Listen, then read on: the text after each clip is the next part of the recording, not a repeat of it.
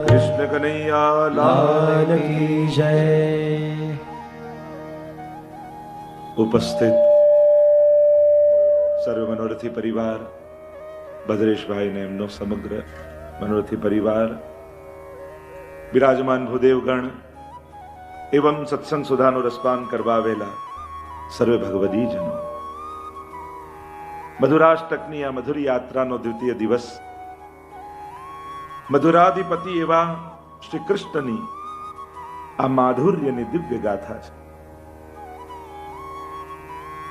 એક હોય છે મહાત્મ્યની ગાથા, એક હોય છે પ્રભુના ઉપદેશોની ગાથા. પણ આ મધુરાષ્ટકની ગાથા એ સ્વરૂપામૃતની ગાથા છે, માધુર્યની ગાથા છે. મહાત્મ્ય અનેક રૂપે પ્રભુનું સમજાવવામાં આવે. એમાં ઐશ્વર્ય, વીર્ય, યશસ્વી, જ્ઞાન અને વૈરાગ્ય, આ ષટ ધર્મો દ્વારા ભગવાન જ્યાં જ્યાં પોતાનો પ્રભાવ બતાવે ત્યાં ત્યાં એનું મહાત્મ્ય દેખાય. જેમ એક પૂર્ણ પુરુષોત્તમ, બીજું ભગવાનના અવતાર, ત્રીજું ભગવાનના વ્યૂહ અને ચોથું ભગવાનની વિભૂતિ. આ ચાર પ્રકારે ભગવત કાર્યો, ભગવત અવતારો યા ભગવત સ્વરૂપનું મહાત્મ્ય સમજાવવામાં આવતું હોય છે.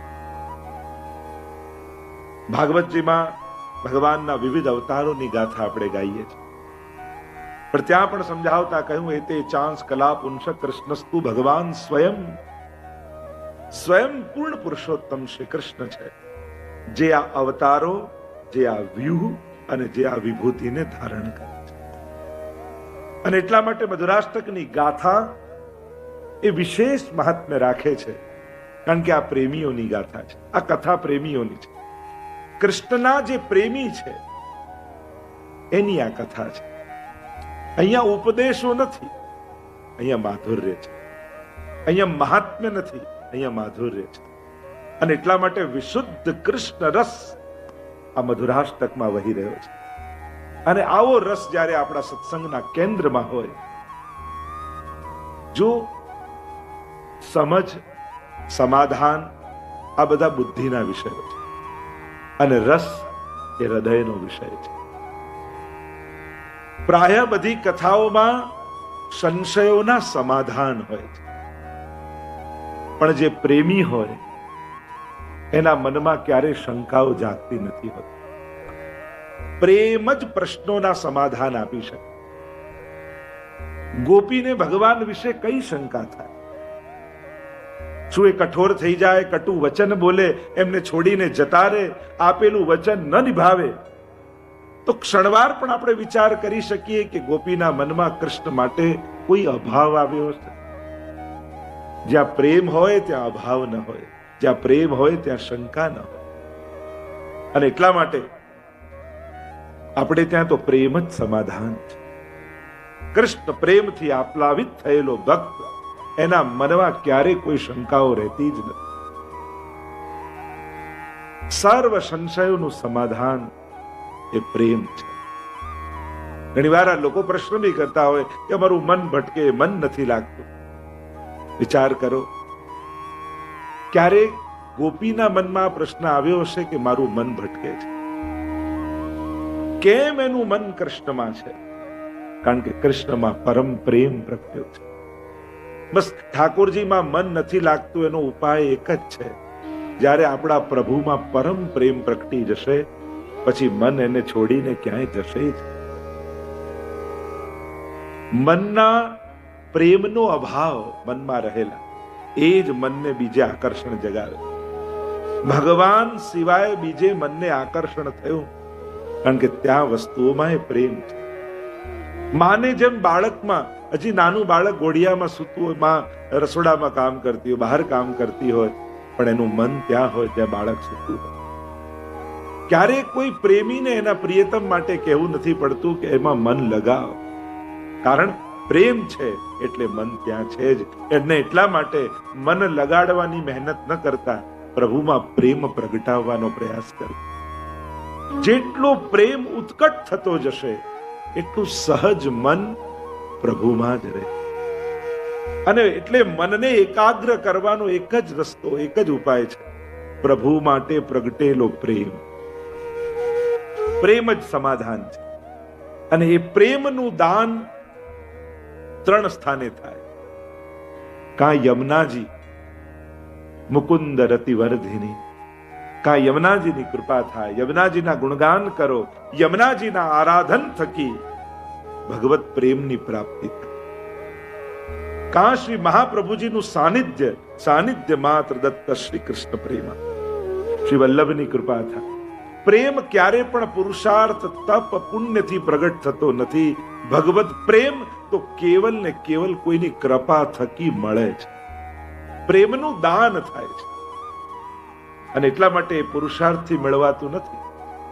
પુણ્યથી તો સુખ આવે, ભગવત પ્રેમ ન પ્રગટે. તો કાં યમુનાજી કૃપા કરે, કાં મહાપ્રભુજી કૃપા કરે, અને ક્યાં કોઈ અલૌકિક સત્સંગ મળી જાય, કોઈ એવો સંગ, કોઈ એવી કથા, કોઈ એવી દિવ્ય સ્થાન કે જ્યાં ભગવત ચર્ચા થતી હોય અને ભગવત ગુણગાન શ્રવણ કરતા કરતા ભગવત પ્રેમ પ્રગટી જાય. સત્સંગ એ જીવનમાં પરમ સમાધાન આપે છે. અને ભક્તનું સમાધાન ભગવત પ્રેમથી થાય છે. આ દુનિયામાં સમાધાન આપે એવી જગ્યા ને એવા વ્યક્તિ ઓછા છે. આશ્વાસન આપે એવા લોકો ઘણા મળી જશે, પણ સમાધાન આપે એવી તો એક જ જગ્યા છે, અને એ છે ગુરુનું શરણ, જ્યાંથી જીવનમાં સમાધાન પ્રગટે. સત્સંગ સમાધાન આપે. સત્સંગમાં 3 ગુણ હોવા જોઈએ. સત્સંગ સરળ હોવો જોઈએ, બને એટલું સહજતાથી, સરળતાથી સહજમાં ઉતરી જાય એવું જોઈએ.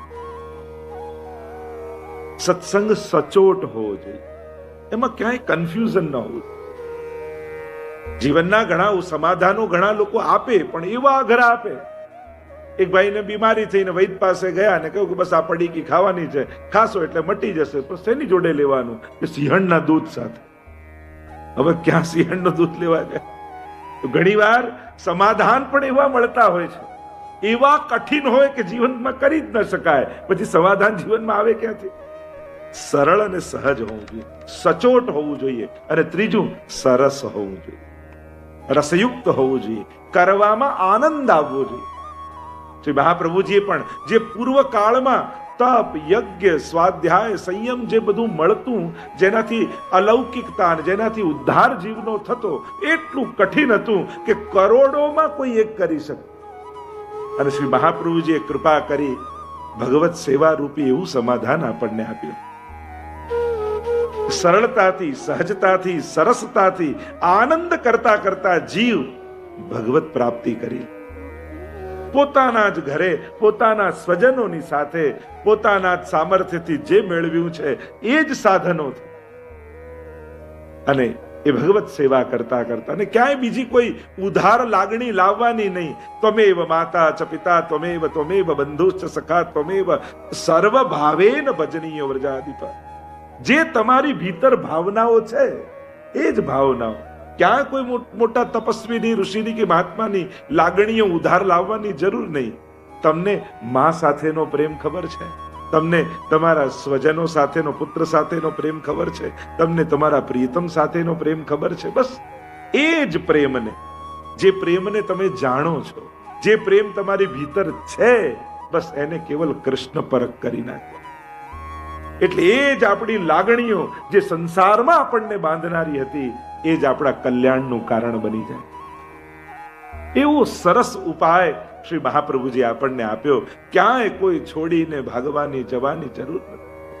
જ્યાં છો, જે છે એનાથી જ આપણું કલ્યાણ. તેવા મધુરાધિપતિ જે આરાધ્ય અને સેવ્ય રૂપે આપણને મહાપ્રભુજીએ બતાવ્યા, જે નિકુંજ નાયક શ્રીનાથજી રૂપે આપણને મળ્યા, અને એમના દર્શન જ્યારે મહાપ્રભુજી કરી રહ્યા છે એ ગોકુલના યમુનાજીના ઘાટ ઉપર પવિત્ર એકાદશીની મધ્ય રાત્રિએ, અને સાક્ષાત ભગવતા પ્રોક્તમ તદક્ષર સૌચ્યતે, એ પૂર્ણ પુરુષોત્તમ પ્રગટ થયા. મહાત્મયુક્ત સાથે નહીં, માધુર્ય સાથે પ્રગટ થયા. કારણ કે પુષ્ટિ ભક્તિનો માર્ગ એ મહાત્મ્યનો માર્ગ નથી, એ માધુર્યનો માર્ગ છે. આ માર્ગમાં તો ઘણીવાર મહાત્મ્ય પણ નડતર રૂપ થઈ જાય છે, મહાત્મ્ય પણ વિક્ષેપ રૂપ થઈ જાય છે. વાર્તા સાહિત્યમાં તમે જુઓ ને કે પેલા માજી ને ત્યાં લાલન બિરાજતા, સ્વાનુભાવ કરાવતા, માંગી માંગીને આરોગતા. એકવાર બિલાડીઓ લડી રહી હતી. ઠાકોરજી ડર્યા અને વૈષ્ણવને પુકાર કરી કે માજી મને બચાવો, મને ડર લાગે છે. માજીએ કહ્યું, અરે તમે પૂતના મારી, અઘાસુર બકાસુર માર્યા, બિલાડીથી ડરો છો? પ્રભુ કે તારા ભાવને કારણે તો બાળક બનીને બેઠો છું, બાકી તો હું જગતનો નિયંતા છું. પણ તે મારું મહાત્મ્ય યાદ અપાવ્યું, હવે મહાત્મ્યની સાથે રહીશ, માધુર્ય મૂકી દઈશ. પ્રભુએ બોલવાનું બંધ કરી દીધું. મહાત્મ્ય સાથે જશો તો ભગવાન બનીને મળશે, માધુર્ય સાથે જશો તો પ્રિયતમ બનીને મળશે. યે યથામામ પ્રપદ્યન્તે તાં તથૈવ ભજામ્યહમ. તું જે રીતે ભાવ લઈને મને મળીશ, હું પણ તને એ રીતે મળીશ. તું ગોપી બનીને આવીશ તો કૃષ્ણ બનીને મળીશ. જેવો ભાવ તારો એવું સ્વરૂપ મારું. તો એવા માધુર્ય યુક્ત પ્રભુ પ્રગટ થયા.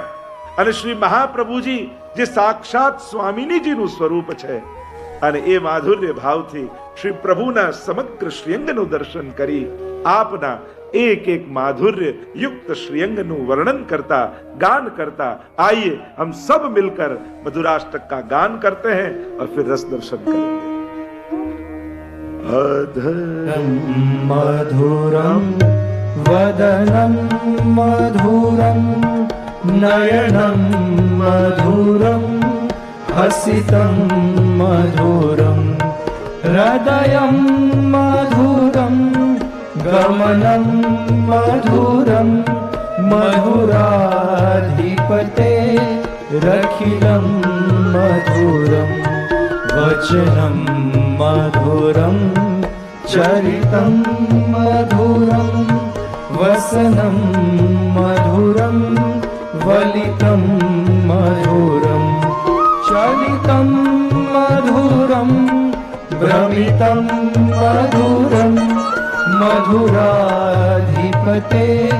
रखिलं मधुरं वेणुर्मधुरो रेणुर्मधुरो पाणिर्मधुरो पादो मधुरो नृत्यं मधुरं सख्यं मधुरं मधुराधिपते रखिलं मधुरं गीतं मधुरं पीतं मधुरं भुक्तं मधुरं सुप्तं मधुरं रूपं मधुरं तिलकं मधुरं मधुराधिपते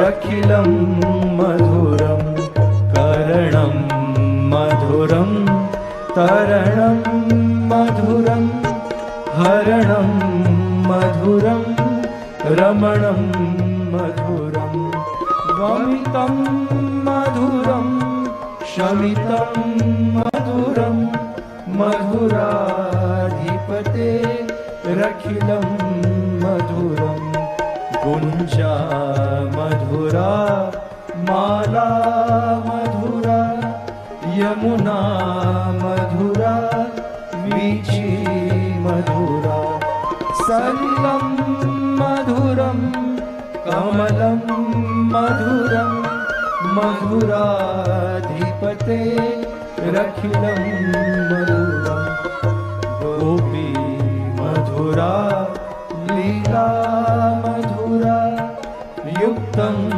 मधुरं मुक्तं मधुरं द्रष्टं मधुरं शिष्टं मधुरं मधुराधिपते रखिलं मधुरं गोपा मधुरा गावो मधुरा यष्टिर्मधुरा सृष्टिर्मधुरा दलितं मधुरं फलितं मधुरं मधुराधिपते रखिलं मधुरं मधुराधिपते रखिलं मधुरं मधुराधिपते रखिलं मधुरं।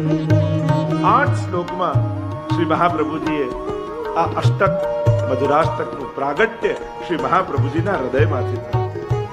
એ માધુર્યયુક્ત પ્રભુ મધુરાધિપતિ શ્રી મહાપ્રભુજીના હૃદયમાં આવીને બિરાજી ગયા અને વાણી દ્વારા આ હૃદયમાં પ્રગટેલો રસ આ શબ્દ રૂપે અષ્ટક રૂપે પ્રગટ થયો. સહજ સ્વભાવ રસનો છે પ્રાગટ્ય, કારણ કે અનુભવ, અનુભૂતિ અને અભિવ્યક્તિ આ બંને સાથે થવી બહુ દુર્લભ છે. ભગવદ ઈચ્છા હોય ત્યારે જ અનુભવ અને અભિવ્યક્તિ એક સાથે થઈ શકે, નહીં તો એ સંભવ નથી. એક તો ગોપીજનોને ઠાકોરજીએ કૃપા કરીને આ બંને વસ્તુ એક સાથે આપી.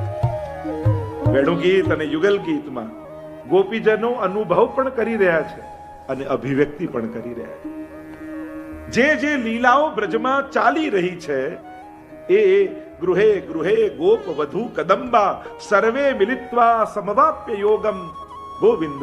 અને એ પ્રભુના ગુણગાન કરતી કરતી ગોપીઓ પુણ્યાની નામાની પઠંતિ નિત્યમ ગોવિંદ દામોદર માધવેતી. પ્રભુએ કૃપા એમના પર કરી છે, કારણ કે આ બંને સાથે સંભવ નથી. જ્યારે રસનો આસ્વાદ થતો હોય ત્યારે રસની ગાથા ન ગાઈ શકે, કારણ કે ડૂબે સો બોલે નહીં, બોલે સો અંજાન. તમે રસમાં જેમ પાણીમાં ડૂબકી લગાવી હોય અને કોઈ પૂછે કે આ પાણી કેવું છે, તો ડૂબેલા હો એક ક્ષણે ન બોલી શકો. તમે બહાર આવો પછી કહી શકો ઠંડુ પાણી. યા તમે દૂધનો ઘૂંટડો પીધો હોય અને તમે મોઢામાં ભર્યું દૂધ છે મોઢામાં, કોઈ પૂછે કેવું છે, તમે શું કહો? મીઠું છે.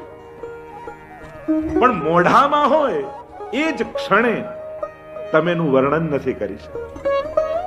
અનુભૂતિ અને અભિવ્યક્તિ એક સાથે નથી થઈ શકતી. પણ ભગવત કૃપા અને ભગવત ઈચ્છાથી જ આ બંનેનો સુભગ મિલન થાય.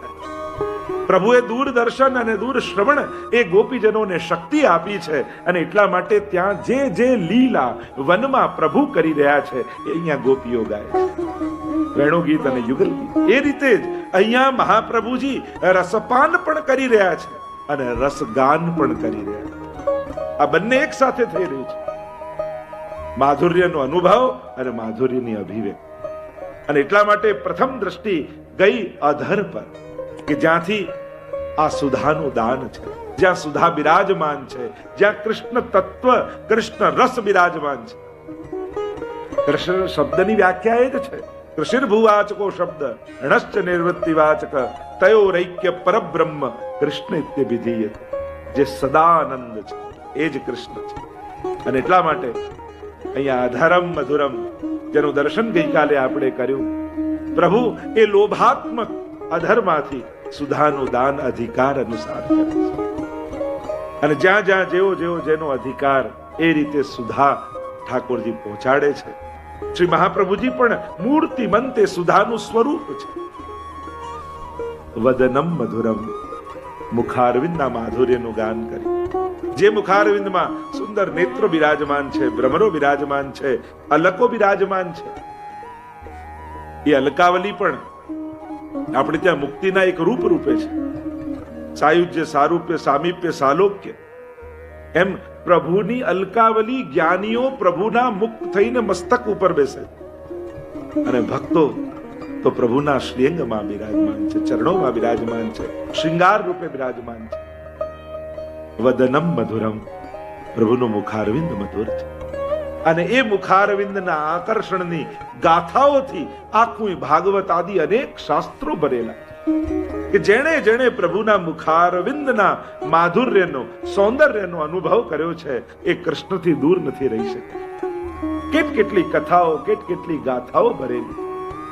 એકવાર જેણે કૃષ્ણના સ્વરૂપને જોયું એ કૃષ્ણનો થઈને રહી ગયો. બીજે બધામાં તો મન લગાડવું પડે, પણ કૃષ્ણ તો મનોહર છે, મનને હરી લેનારો છે. સહજમાં મન એનું થઈ જાય છે. કદાચ કૃષ્ણને સમજો નહીં, પણ કૃષ્ણને ચાહો ને તોય કલ્યાણ થઈ જાય. એને સમજવો તો બહુ કઠિન છે, કારણ કે એવો નટખટ છે ને, જે દિવસે તમને એમ થાય કે આજે કૃષ્ણ સમજાયો, એ જ દિવસે એવું કંઈક કરશે ને, તમને એમ થશે કે આ તો વિચાર્યું નહોતું. આજ કૃષ્ણ તત્વની ખૂબી છે કે એને તમે પ્રિડિક્ટ ન કરી શકો. અન્ય અવતારો માટે તમે ધારણા બાંધી શકો કે આ આવું જ કરે, આ આમ જ બોલે, આ અહીંયા જ બેસે, પણ કૃષ્ણ માટે વિચારી ન શકાય. અને એટલા માટે એ સદાય માટે એક જિજ્ઞાસા બનાવી રાખે છે ભક્તમાં, કુતૂહલતા બનાવી રાખે છે કે આજે મારો કૃષ્ણ કરશે શું. છિન છિન બાનિક ઓર રહી ઓર. અને એ પાછો સજે તો સુંદર લાગે જ, પણ વિખરાયેલો હોય ત્યારે વધારે સુંદર લાગે. મુખમાં માખણ લેપ્યું હોય ત્યારે વધારે વાલ યશોદાજી ના આવે. શ્રીઅંગમાં ગોરજથી મંડિત થયો હોય ત્યારે ગોપીઓને એમ લાગે કે નેત્રોમાં આને ભરી લઈએ. એને જોતી વખતે બ્રહ્માજી પણ જડ લાગે છે. ત્રુટિર યુગાયતે અને જડ ઉદીક્ષતામ. આ પાપણ બનાવી કેમ? કારણ કે એને નિરખતા પાપણ બંધ થાય ત્યારે અમને એમ લાગે કે જાણે યુગો વીતી ગયા હોય એવો વિરહ અમને થાય. એવું કૃષ્ણ તત્વના મુખાર વિંદનું માધુર્ય છે. અને આજ સુધીના અનેક ભક્તોએ એ કૃષ્ણના મુખારવિંદના સૌંદર્યથી મોટા મોટા જ્ઞાનીઓ પણ બચી શક્યા નથી. શંકરાચાર્ય જેવા મહાન અદ્વૈતાચાર્યો પણ, પરમ જ્ઞાન માર્ગીઓ પણ એ કૃષ્ણ તત્વથી દૂર નથી રહી શક્યા. અને આજ સુધીના લેખકો પણ જેટલું કૃષ્ણ વિશે લખાયું છે એટલું બીજા કોઈના વિશે લખાયું. કારણ એની છીન છીન બાનિક ઓર હી ઓર, એનું સદાય નવું બન્યા રહેવું. કૃષ્ણ દરેક કાલમાં ફિટ થઈ જાય એમ છે. એ સતયુગમાં ચાલી જાય, એ ત્રેતામાં ચાલે, દ્વાપરમાં અને કલયુગમાં પણ ભજવા જેવું કોઈ લાગે તો કૃષ્ણ તત્વ લાગે. કલયુગી જીવ હોય ને, જે અનેક વિકારોથી ભરેલો હોય, એને કૃષ્ણ ગમી જાય. કારણ એ વિકારથી શરૂ થયેલી યાત્રા ક્યાં જઈને નિર્દોષતામાં પરિણમિત થઈ જાય. એ કામનાઓથી શરૂ થયેલી યાત્રા ક્યારે ભાવનાઓને માધુર્યમાં પરિણમિત થઈ જાય. એ કૃષ્ણની કળા છે, એનું આકર્ષણ છે. અને એટલા માટે અધરમ મધુરમ વદરમ મધુરમ નયનમ મધુરમ. ગઈકાલે આપણે સત્સંગની યાત્રા આ નયનોમાં સમાપ્ત કરી હતી. પ્રભુના નેત્રોને નિરખી અને એના નેત્રોમાં સમાઈ જવા. આપણને તો એમ થાય કે આપણે એને સમાઈ લઈએ. અને એટલા માટે જ પુષ્ટિ માર્ગમાં પ્રભુના દર્શન કરતી વખતે આંખો બંધ કરવાની મનાઈ છે. કારણ કે જ્યાં ખુલ્લી રાખવા જેવી છે ને આંખો, ત્યાં જો બંધ કરી રાખશો, જે જોવા જેવું છે એને તો આંખો અપલક નેત્રોથી, અનિમેષ નેત્રોથી એને નિરખતા રહે. અને એટલા માટે પુષ્ટિ માર્ગમાં તો એ ભય રહે છે કે ક્યાંક દર્શન કરતી સમયે મારી નેત્ર આંખોની પાપણો બંધ નથી. અહીંયા તો એને પીવાનું છે, નખશે. અને એટલા માટે જ્યારે પણ દર્શન કરવા જાઓ ત્યારે એના ચરણારવિંદથી લઈ મુખારવિંદ સુધી. આપણે ત્યાં શૃંગારનો ક્રમ હોય છે ને ઉલટો હોય છે, મસ્તકથી ચરણ સુધી. અને દર્શનનો ક્રમ હોય છે એ નખશીક છે. નખચંદ્રના દર્શન કરે. એ નખચંદ્ર પણ 10 પ્રકારની ભક્તિ રૂપ છે. એ તો આગળ ચરણમ મધુરમ આવશે ત્યારે એની પાદૌ મધુરમ. પ્રભુના ચરણ મધુર છે. જો પ્રભુ તે મિશ્રીના એ ખીલોના જેવા છે. જેમ જન્માષ્ટમીમાં આપણે મિશ્રીના ખીલોના ઠાકોરજીને ભોગ ધરવા બનાવીએ, આખું ચાસણીનો જો કોઈ ફૂલ બનાવે, કોઈ ખીલોના જેવું બનાવે, અને આખું ચાસણીનું કોઈ ફૂલ બનાવો તો એની તમે દાંડી ચાખો, પત્તું ચાખો કે ફૂલ ચાખો, બધામાં સ્વાદ તો મિશ્રીનો જ આવે. અરે એનાથી ઊંધું એ જ મિશ્રીની ચાસણીનું તમે કરેલા આકારનું કરેલું બનાવો, ભલે ને આકાર કરેલા જેવું છે, પણ ચાખશો તો મીઠાશ જ અનુભવાશે. એમ કૃષ્ણ પણ અખિલમ મધુરમ છે. એ યુદ્ધ લડીને કોઈનો વધ કરે તો એ માધુર્યતાનો અનુભવ કરાવે, અને કોઈને વહાલ કરે તો એ માધુર્યતાનો અનુભવ. કૃષ્ણમાં ક્યાંય કડવાશ નથી. કૃષ્ણની કોઈ ક્રિયામાં કડવાશ નથી. કૃષ્ણની કોઈ લીલામાં ક્યાંય દુર્ભાવ નથી. પ્રભુ તો બધાને સમભાવે કૃપા કરે. હા, જે ભાવે આવે એના પર એ ભાવે કૃપા. કોઈને વેર ભાવ જ જોઈતો હોય તો પ્રભુ વેર દ્વારા કૃપા કરે. કોઈને વહાલ જોઈતું હોય તો પ્રભુ વહાલ કરીને કૃપા કરે. પણ કૃષ્ણની લીલાઓમાં ક્યાંય દ્વેષ નથી. પ્રભુ કોઈને દ્વેષ ભાવથી નથી મારતા, કૃપા જ કરે. પ્રભુની દરેક લીલાઓ કૃપા જ કરનારી છે. અને જે અકારણ સહજમાં થાય એ જ કૃપા છે. અને એટલા માટે પ્રભુ તો મધુરાધિપતે અખિલમ મધુરમ. અને એટલા માટે ચરણારવિંદ પણ મધુર છે, હસ્ત પણ મધુર છે, નયન પણ મધુર છે. માધુર્યમાં કોઈ ભેદ નથી. પ્રભુના શ્રીઅંગમાં ભેદ હશે અને માણસની શરીરમાં ચરણ વંદનીય કરીએ, કોઈનું સન્માન કરીએ, જો હાથ મિલાવાય, ચરણ છુવાય, મુખારવિંદના દર્શન થાય, દરેકમાં ત્યાં અંગનો વ્યવહાર છે અને એમાં મહત્તા જુદી જુદી છે. કોઈ વડીલ હોય એની પાસે જઈને શેક હેન્ડ કરે તો આપણને ઠીક ના લાગે. અરે અમને તો પગે લગાય, અમને શેક હેન્ડ કરે. ત્યાં વ્યવહાર ભેદ છે. પ્રભુના શ્રીઅંગમાં માધુર્ય ભેદ નથી. સમાન રૂપે પ્રભુના સમસ્ત શ્રીઅંગમાં સમાન માધુર્ય વ્યાપેલું છે. પ્રભુની સમસ્ત લીલાઓ આનંદસ્ય હરેર લીલા. મહાપ્રભુજીની સુબોધનીમાં આજ્ઞા છે. પ્રભુની પ્રત્યેક લીલા આનંદ રૂપ છે. એ આનંદનું દાન કરનારી. અને એટલા માટે નયનમ મધુરમ, આપના નેત્રો મધુર છે. આપણે પેલું ધોળ ભજન પણ ગાતા ને, અમી ભરેલી નજરું રાખો મેવાડના શ્રીનાથજી. અમી ભરેલી નજરું રાખો મેવાડના શ્રીનાથજી.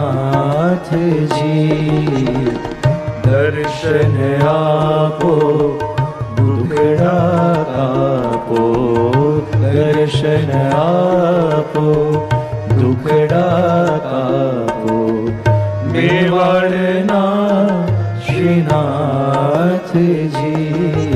અમી ભરેલી, પ્રભુના દ્રષ્ટિમાં અમૃત છે. અને એટલા માટે જ ભક્તો હંમેશા જઈને કે પ્રભુ કૃપા દ્રષ્ટિ કરજો. કારણ કે પ્રભુએ બીજું કાંઈ કરવાની જરૂર નથી. કેવલ પ્રભુ આપણી તરફ નજર કરી દે ને તોય આપણું કલ્યાણ થઈ. કારણ કે પ્રભુની દ્રષ્ટિમાં જ અમૃત છે. અને એટલા માટે હું તો હંમેશા વૈષ્ણવને કહેતો હું, બીજું કાંઈ કરો ન કરો, 5 મિનિટ ઠાકોરજી આગળ ઊભા જરૂર કરો. આપણને જ્યારે દેખાશે, પણ એ આપણને જોઈ રહ્યો છે એવો ભાવ રાખીને એની સામે જઈને ઊભા રહી જાઓ. એની દ્રષ્ટિ પડશે તો એ દુર્ભાગ્યો ટળી જશે. સન્મુખતા રાખો. બીજું કાંઈ કોઈ સાધન કદાચ કરવા સમર્થ નથી તમે તો 2 મિનિટ ઊભા રહી જાઓ. લોકો ભલે એમ કે આ તો શાક લેવા નીકળ્યા, દર્શને કરતા ગયા, ઓફિસે જતા થયા, દર્શને કરતા થયા. અરે આ કઈ અમારી વાત થોડી છે, અમારે તો ગોપીજનો અમને શીખવાડ્યું છે. વિક્રેતુ કામા કિલ ગોપ કન્યા મુરારી પાદા પિત ચેત વૃત્તિ દધ્યાદિકમ અવસાદ ગોચર ગોવિંદ દરમાન. આ તો ગોપીઓએ શીખવાડ્યું. દહીં દૂધ વેચવા માટે નીકળે, દહીં લો મહી લો કરતી કરતી જાય, પણ ચિત્ત તો ઠાકોરજીમાં છે ને. મહી ભૂલાઈ જાય અને મોહન લો કરતી કરતી જાય. એટલે મહાપ્રભુજી આજ્ઞા કરી ષોડશ ગ્રંથમાં, વ્યાવૃત્તોપી હરૌ ચિત્તમ. વ્યાવૃત્તિ ભલે કરો, ચિત્ત હરિમાં રાખો. અરે ઓફિસ જતા રસ્તામાં હવેલી આવતી હોય અને દંડવત કરીને નીકળી જાઓ, આટલામાં શું જાય? સન્મુખતા તો થાય ને. મહાપ્રભુજી એ જ આજ્ઞા કરી છે કે યદા બહિર્મુખાયુયમ ભવિષ્યત કથમચન તદા કાલ પ્રવાહસ્થા દેહ ચિત્તાદયો. જો તમે બહિર્મુખ થયા તો આ કાલના પ્રવાહમાં વહી જશો. કલિયુગમાં બચવા માટેનો કલિયુગના પ્રવાહથી એક જ ઉપાય છે અને એ છે સન્મુખતા.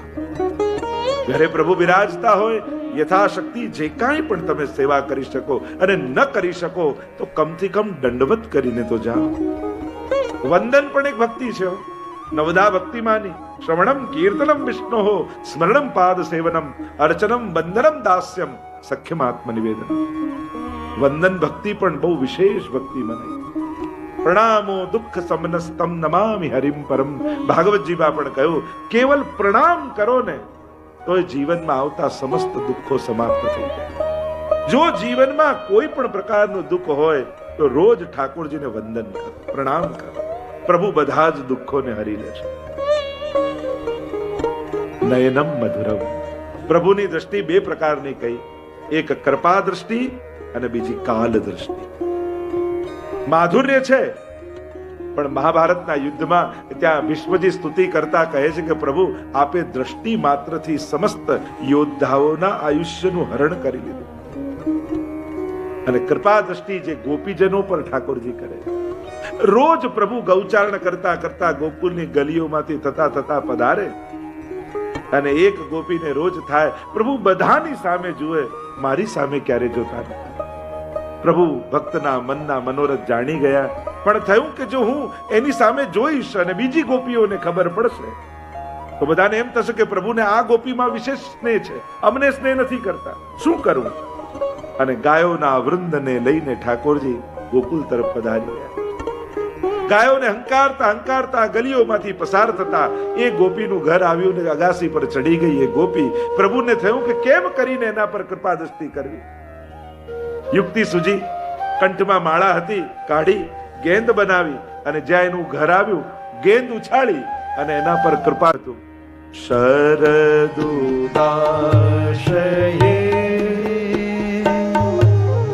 સાધુ જાત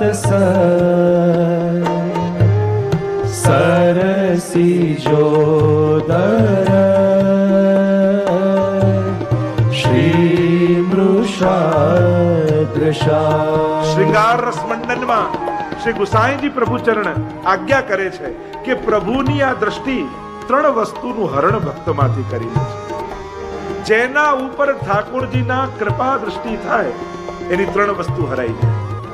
એક વિવેક, બીજું ધૈર્ય અને ત્રીજી લજ્જા. આ ત્રણ વસ્તુનું હરણ કરી નયનમ મધુરમ. અને એમાં જ પ્રભુનું માધુર્ય છે. પ્રભુ આપે એમાં મધુરતા નથી, પ્રભુ લઈ લે એમાં મધુરતા છે.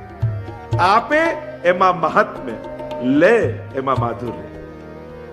પ્રભુ મહાત્મ્યથી આપે, કારણ કે પ્રભાવ દેખાય ને, સામર્થ્ય દ્વારા જ પ્રભુ કૃપા કરે.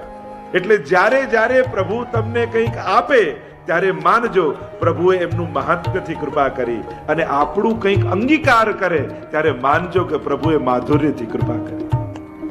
આપણું કંઈક કોઈને હરાવ અને મસ્તક નમાવે તો જીતી ગયો કહેવાય, એ યુદ્ધની વાત છે. પણ પ્રેમમાં કે દિલ તારું થઈ ગયું એટલે માણસ જીતી ગયો કહેવાય. તો આ માધુર્ય ભાવમાં હૃદય જીતવાની વાત છે, અને ત્યાં સામર્થ્યની વાતમાં મસ્તકને જીતવાની વાત છે. ઠાકોરજી નિરોધ લીલા દશમ સ્કંદ એ હૃદય છે. એટલે કે ભક્તનો નિરોધ ભગવાનમાં થાય અને ભગવાનનો નિરોધ ભક્તમાં થાય. આપણે નિરોધ ભક્તનો કયો કે પ્રપંચની વિસ્મૃતિ થઈ જાય, ભગવાનમાં આસક્તિ થઈ જાય.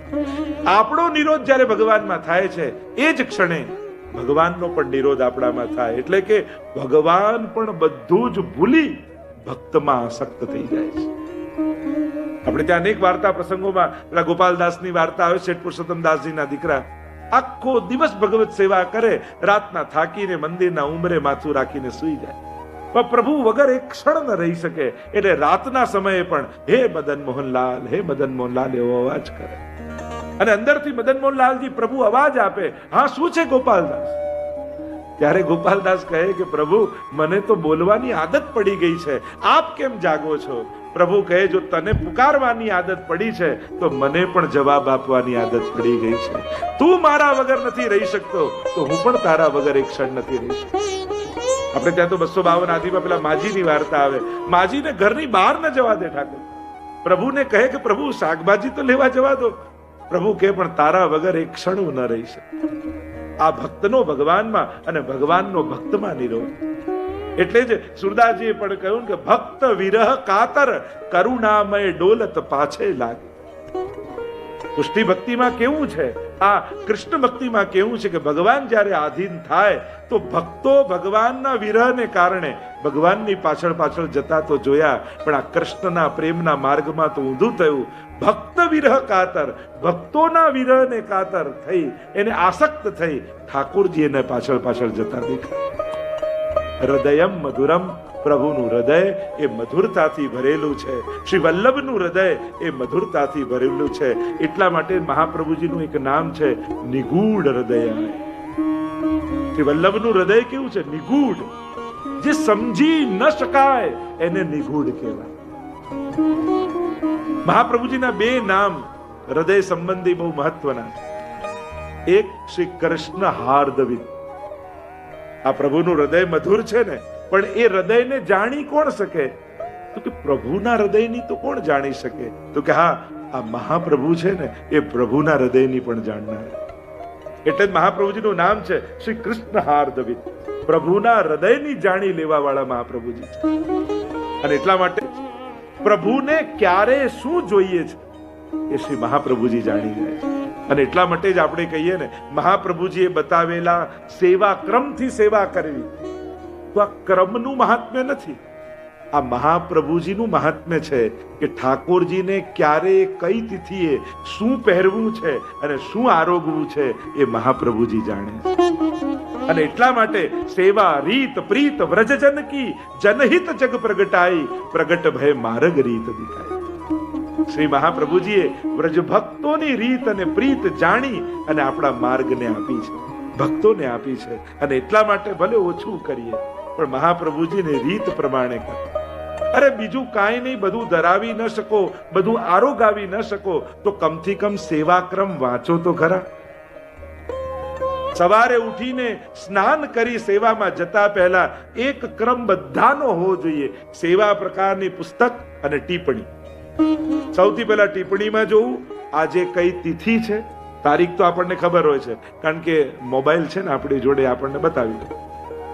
પણ મોબાઈલમાં ટાઈમ હોય, તારીખ હોય, પણ તિથિ ન દેખાય. પણ એની એપ ડાઉનલોડ કરી હોય તો તિથિ ટિપ્પણી જોઈ અને ટિપ્પણીમાં જોવું કે આજે કઈ તિથિ, કયો ઉત્સવ છે, અને એ તિથિ પ્રમાણે સેવા પ્રકારની પુસ્તક ખોલવી.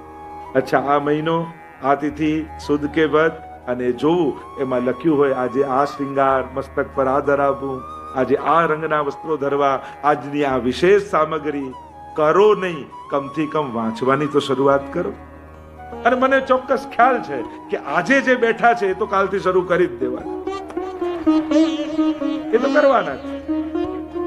અને તમે લોકો એટલું બધું માનો છો ને મારું, જ્યારે જ્યારે હું કહું તો બધા જ કરવા લાગે. તો પુસ્તક પણ મળી જશે, વૃદ્ધામમાં છે, ટિપ્પણી પણ છે. આ બે વસ્તુ હોવી જ જોઈએ. અને આપણા ક્રમમાં જેના ઘરે ઠાકોરજી બિરાજ, અરે જેને ત્યાં ન બિરાજતા હોય એને અનુસંધાન તો થાય, સુધી તો થાય કે ચલો આ છે, આજે આ ઉત્સવ છે, આજે આ ક્રમ છે. જાણીએ અને જાણશો, વાંચશો તો ક્યારેક ધરવાની ઈચ્છા પણ થશે. એમ થશે કે ચાલો આ શું છે, આ નામની સામગ્રી તો આ કોને કહેવાય, આ રંગના વસ્તુ તો આ રંગ કોને કહેવાય, આ મસ્તકનો શૃંગાર તો આ શૃંગાર કોને કહેવાય. વાંચવા માત્રથી જિજ્ઞાસા પ્રગટ થશે. તો હૃદયમ મધુરમ મહાપ્રભુજીનું નામ છે, નિગૂઢ હૃદયાય. અને બીજું શ્રી કૃષ્ણ હાર્દવિદ. આ બે નામ મહાપ્રભુજીના છે. પ્રભુના હૃદયની જાણનારા મહાપ્રભુ છે, અને મહાપ્રભુની હૃદયની જાણનારા અમારા 84 વૈષ્ણવ છે. કૃષ્ણદાસ મેઘનની વાર્તા જુઓ, કેવલ મુરમુરા આરોગવાની ઈચ્છા થઈ મહાપ્રભુજી, આજ્ઞા નથી કરી, ઈચ્છા. કારણ કે ભક્ત માટે તો પ્રભુની ઈચ્છા પણ આજ્ઞા જ છે, ઈચ્છા પણ આજ્ઞા છે. ઈચ્છા થઈ અને કૃષ્ણદાસ મેઘન આવ્યા ગંગાજીના કિનારે જુએ તો પૂર આવેલું છે. છલાંગ લગાવી સામે પાર જઈ સામગ્રી સિદ્ધ કરાવી લાઈ અને મહાપ્રભુજીના આરોગ્ય. કૃષ્ણના હૃદયની જાણનારા મહાપ્રભુજી અને મહાપ્રભુજીની હૃદયની જાણનારા ભગવતી.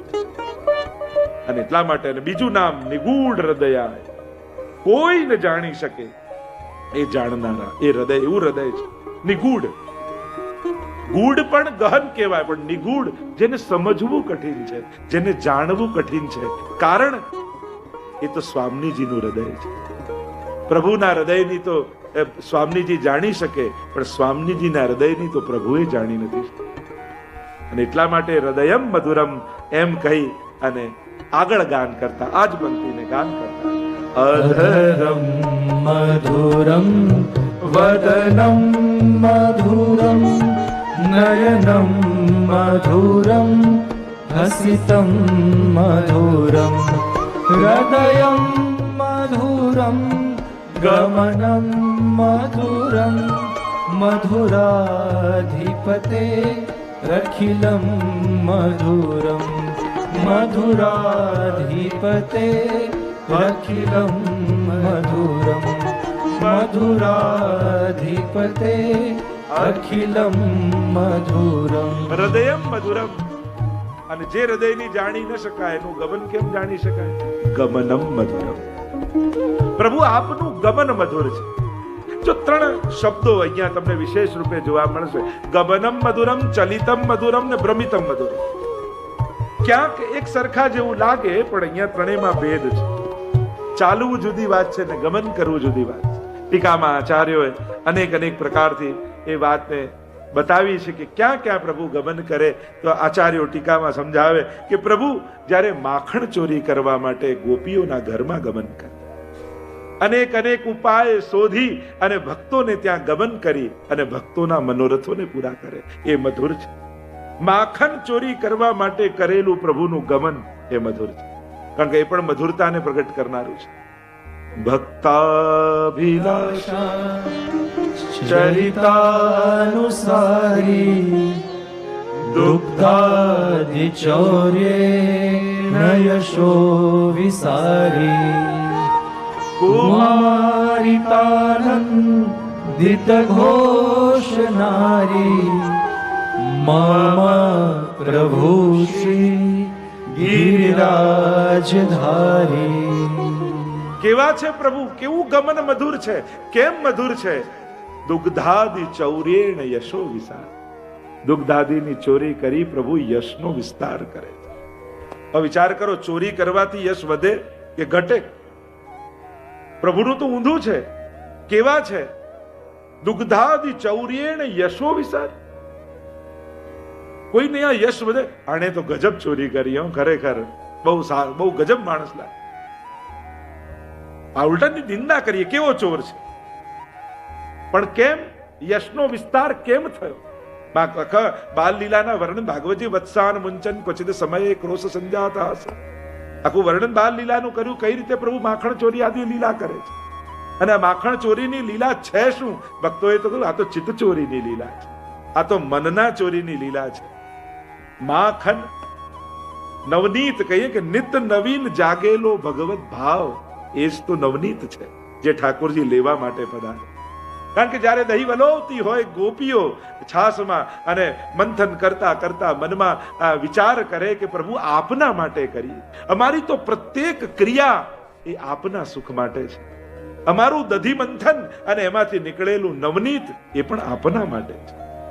પણ હે પ્રભુ, આપને ત્યાં 9 લાખ ગાયો રોજ દુહાય અને ભંડારના ભંડાર ભર્યા હોય, અને અમારું આ નાનકડું કુલડામાં રહેલું, બટેરામાં રહેલું માખણ આપના સુધી કેમ પહોંચાડ્યું?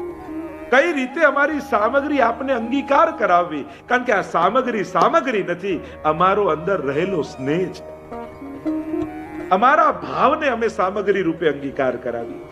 આપણે ત્યાં દરેક સામગ્રી છે, એમાં કોઈ વસ્તુનું મહત્વ નથી હોતું, સામગ્રીઓના ભાવ હોય છે. આ તામસ ભાવ, આ રાજસ ભાવ, આ સાત્વિક ભાવની સામગ્રી, આ લલિતાજીના ભાવની, આ સ્વામીજીના ભાવની, આ યમુનાજીના ભાવની. આપણે ત્યાં સામગ્રીઓ ભાવાત્મક છે. આપણે ત્યાં પાત્રો પણ ભાવાત્મક છે. દામોદાસ અમલવારાની વાર્તામાં આવે ને, સુવર્ણના પાત્રો, ચાંદીના પાત્રો, એ પણ ભાવાત્મક કહેતા કે આ સ્વામીજીના ભાવના, ચંદ્રાવલીજીના ભાવના. અને એટલા માટે આપણે ત્યાં સ્વાદનું મહત્વ નથી, ભાવનું મહત્વ છે. એટલે જ તો ઘણીવાર લોકોને પ્રશ્ન થાય, આ એક સાથે દૂધ, દહીં, માખણ, મિશ્રી, ખાટું, તીખું, ખારું, આ બધું એક સાથે પ્રભુ કઈ રીતે આરોગતા હશે?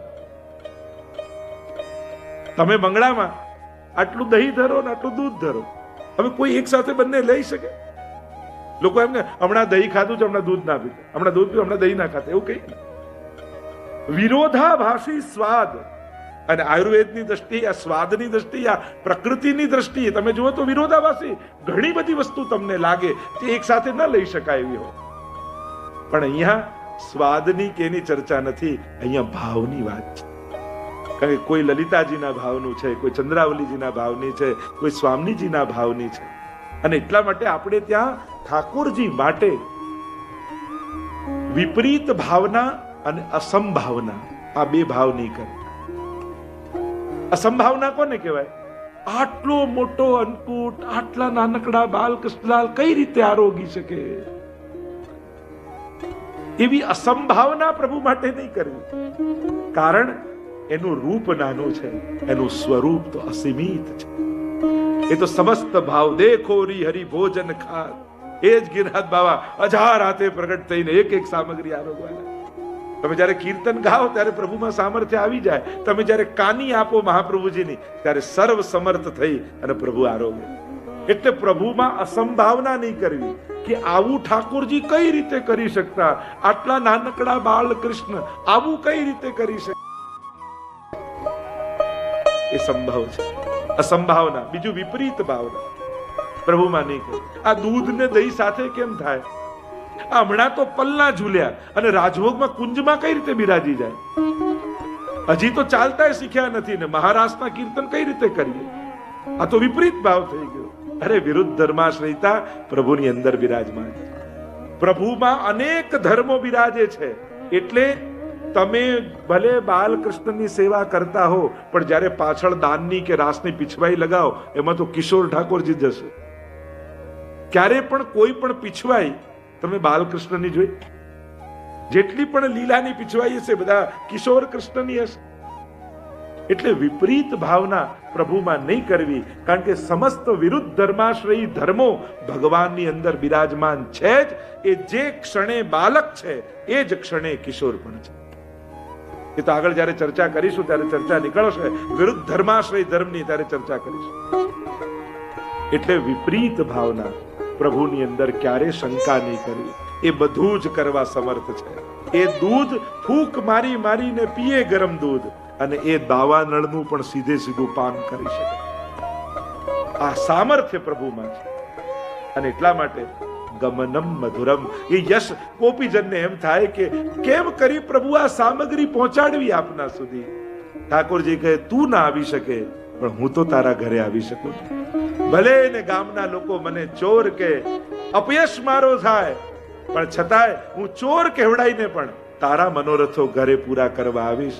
અને ભક્તોના મનોરથ પૂરા કરવા માટે પ્રભુ ભક્ત સુધી જાય, એમાં ભગવાનનો યશ ઘટતો નથી, એમાં પ્રભુનો યશનો વિસ્તાર થાય છે. યશો વિસારી. કેમ? આ કેવા પ્રભુ છે? ભક્તાભિલાષા ચરિતાનુસાર. ભક્તોની અભિલાષા અનુસાર ચરિત્ર કરવા વાળા છે. એમાં જ પ્રભુનું માધુર્ય છે. એટલે જ આ ગમન મધુર છે. કેમ? કારણ પ્રભુ પોતાની ઈચ્છા પ્રમાણે ભક્તોને વશ નથી કરી રહ્યા, ભક્તોની ઈચ્છા પ્રમાણે ભગવાન વશ થઈ રહ્યા છે. આ ભગવાનના અવતાર કાર્યમાં ભગવાનની ઈચ્છા પ્રમાણે ભગવાન ભક્તોને કામ કરાવે. જ્યારે ભગવાન મહાત્મ્યની સાથે અવતાર કાર્ય કરતા હોય, પણ જ્યારે માધુર્ય યુક્ત લીલા કરતા હોય ત્યારે ભક્તોને આધીન થઈ અને ભગવાન લીલા કરે છે. એટલે મથુરા પધાર્યા પછી ભગવાને બધાને વશ કર્યા, પોતાના સામર્થ્ય બતાવીને લીલાઓ કરી. પણ વ્રજમાં તાહી અહિર કી છોહરિયા, છછિયા ભર છાછ પે નાચ નચા. અહીંયા તો શેષ મહેશ ગણેશ દિનેશ સુરેશ જાય નિરંતર ધ્યાવે, જાહી અનાદિ અખંડ અનંત અછેદ અભેદ સુવેદ બતાવે. નારદ સે વ્યાસ સુખ જાહી રટે પછી હારી તો એવી પાર ન પાવે. તાહી અહિર કી છોહરિયા છછિયા ભર છાછ પે નાચનો. એ ત્રિલોકનો નાથ ભક્તોને વશ થઈને જ્યાં રહે એ માધુર્ય લીલા છે. અને એટલા માટે એ માખન ચોરી લીલામાં પણ આચાર્યોને ગમનમ મધુરમ લાગે. આપનું ભક્ત સુધી જવું એ ગમન એ મધુર છે. કારણ કુમારિતા આનંદિત, એ કુમારિકાઓના મનોરથોને પૂરા કરવા, એ વ્રજાંગનાઓના મનોરથોને પૂરા કરવા માટે ઠાકોરજી એમને ત્યાં પધારે છે. ગમનમ મધુરમ. બીજું આચાર્યોએ કહ્યું કે પ્રભુનું કયું ગમન મધુર, કે આ દાન લેવા માટે પ્રભુ પધારે ને એ પણ ગમનમ મધુરમ છે. કારણ જ્યારે ગોપીઓ માથે મટકી લઈને કર આપવા માટે દહીં દૂધ વેચવા માટે મથુરા જતી હોય. આજે પણ જો તમે વ્રજમાં ગયા હો સાંકડી ખોરમાં, આપણે 22 થી 28 ફેબ્રુઆરી વ્રજયાત્રાનું આયોજન કર્યું છે. અને ત્યાં 108 ભાગવત કથા અને વ્રજયાત્રા થશે. આપ સર્વને આમંત્રિત કરું છું. અને ત્યાં જો તમે ગયા હો તો સાંકડી ખોર, અને એક બાજુ ઠાકોરજીનો પર્વત, એક બાજુ સ્વામીજીનો પર્વત, અને મધ્યમાંથી સાંકડી ખોરમાંથી ગોપીઓ દહીં દૂધની મટકી લઈને જતા હોય, અને ઠાકોરજી જ્યારે મટકી ઉપાડીને ભાગે, મેરી ભરી રે મટુકિયા લે ગયો રી મેરી ભરી મટુકિયા લે ગયો રી. આપુન ખાત હવાવત ગ્વાલન, આપુન ખાત હવાવત ગ્વાલન, રીતિ કર મોહી દે ગયો રી મેરી ભરી મટુકિયા લે ગયો રી મેરી ભરી મટુકિયા લે ગયો રી, લે ગયો રી, લે ગયો રી, લે ગયો રી, લે ગયો રી મેરી ભરી મટુકિયા લે ગયો રી મેરી ભરી મટુકિયા લે ગયો રી.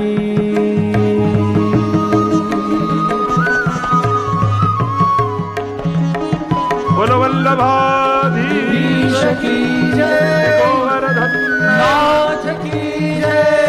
નામે वृंदावन की सघन कुंज में, वृंदावन की सघन कुंज में ऊंची निज मोसो कह गयो री.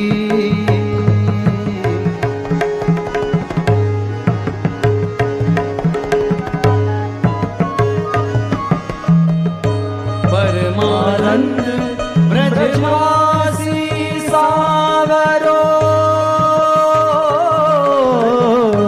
परमानंद ब्रजवासी सागरो, अंगुष्ठ दिखाय रस ले गयो री, अंगुष्ठ दिखाय रस ले गयो री मेरी भरी मटुकिया ले गयो री मेरी भरी मटुकिया, भरी मटुकिया, भरी मटुकिया ले गयो री.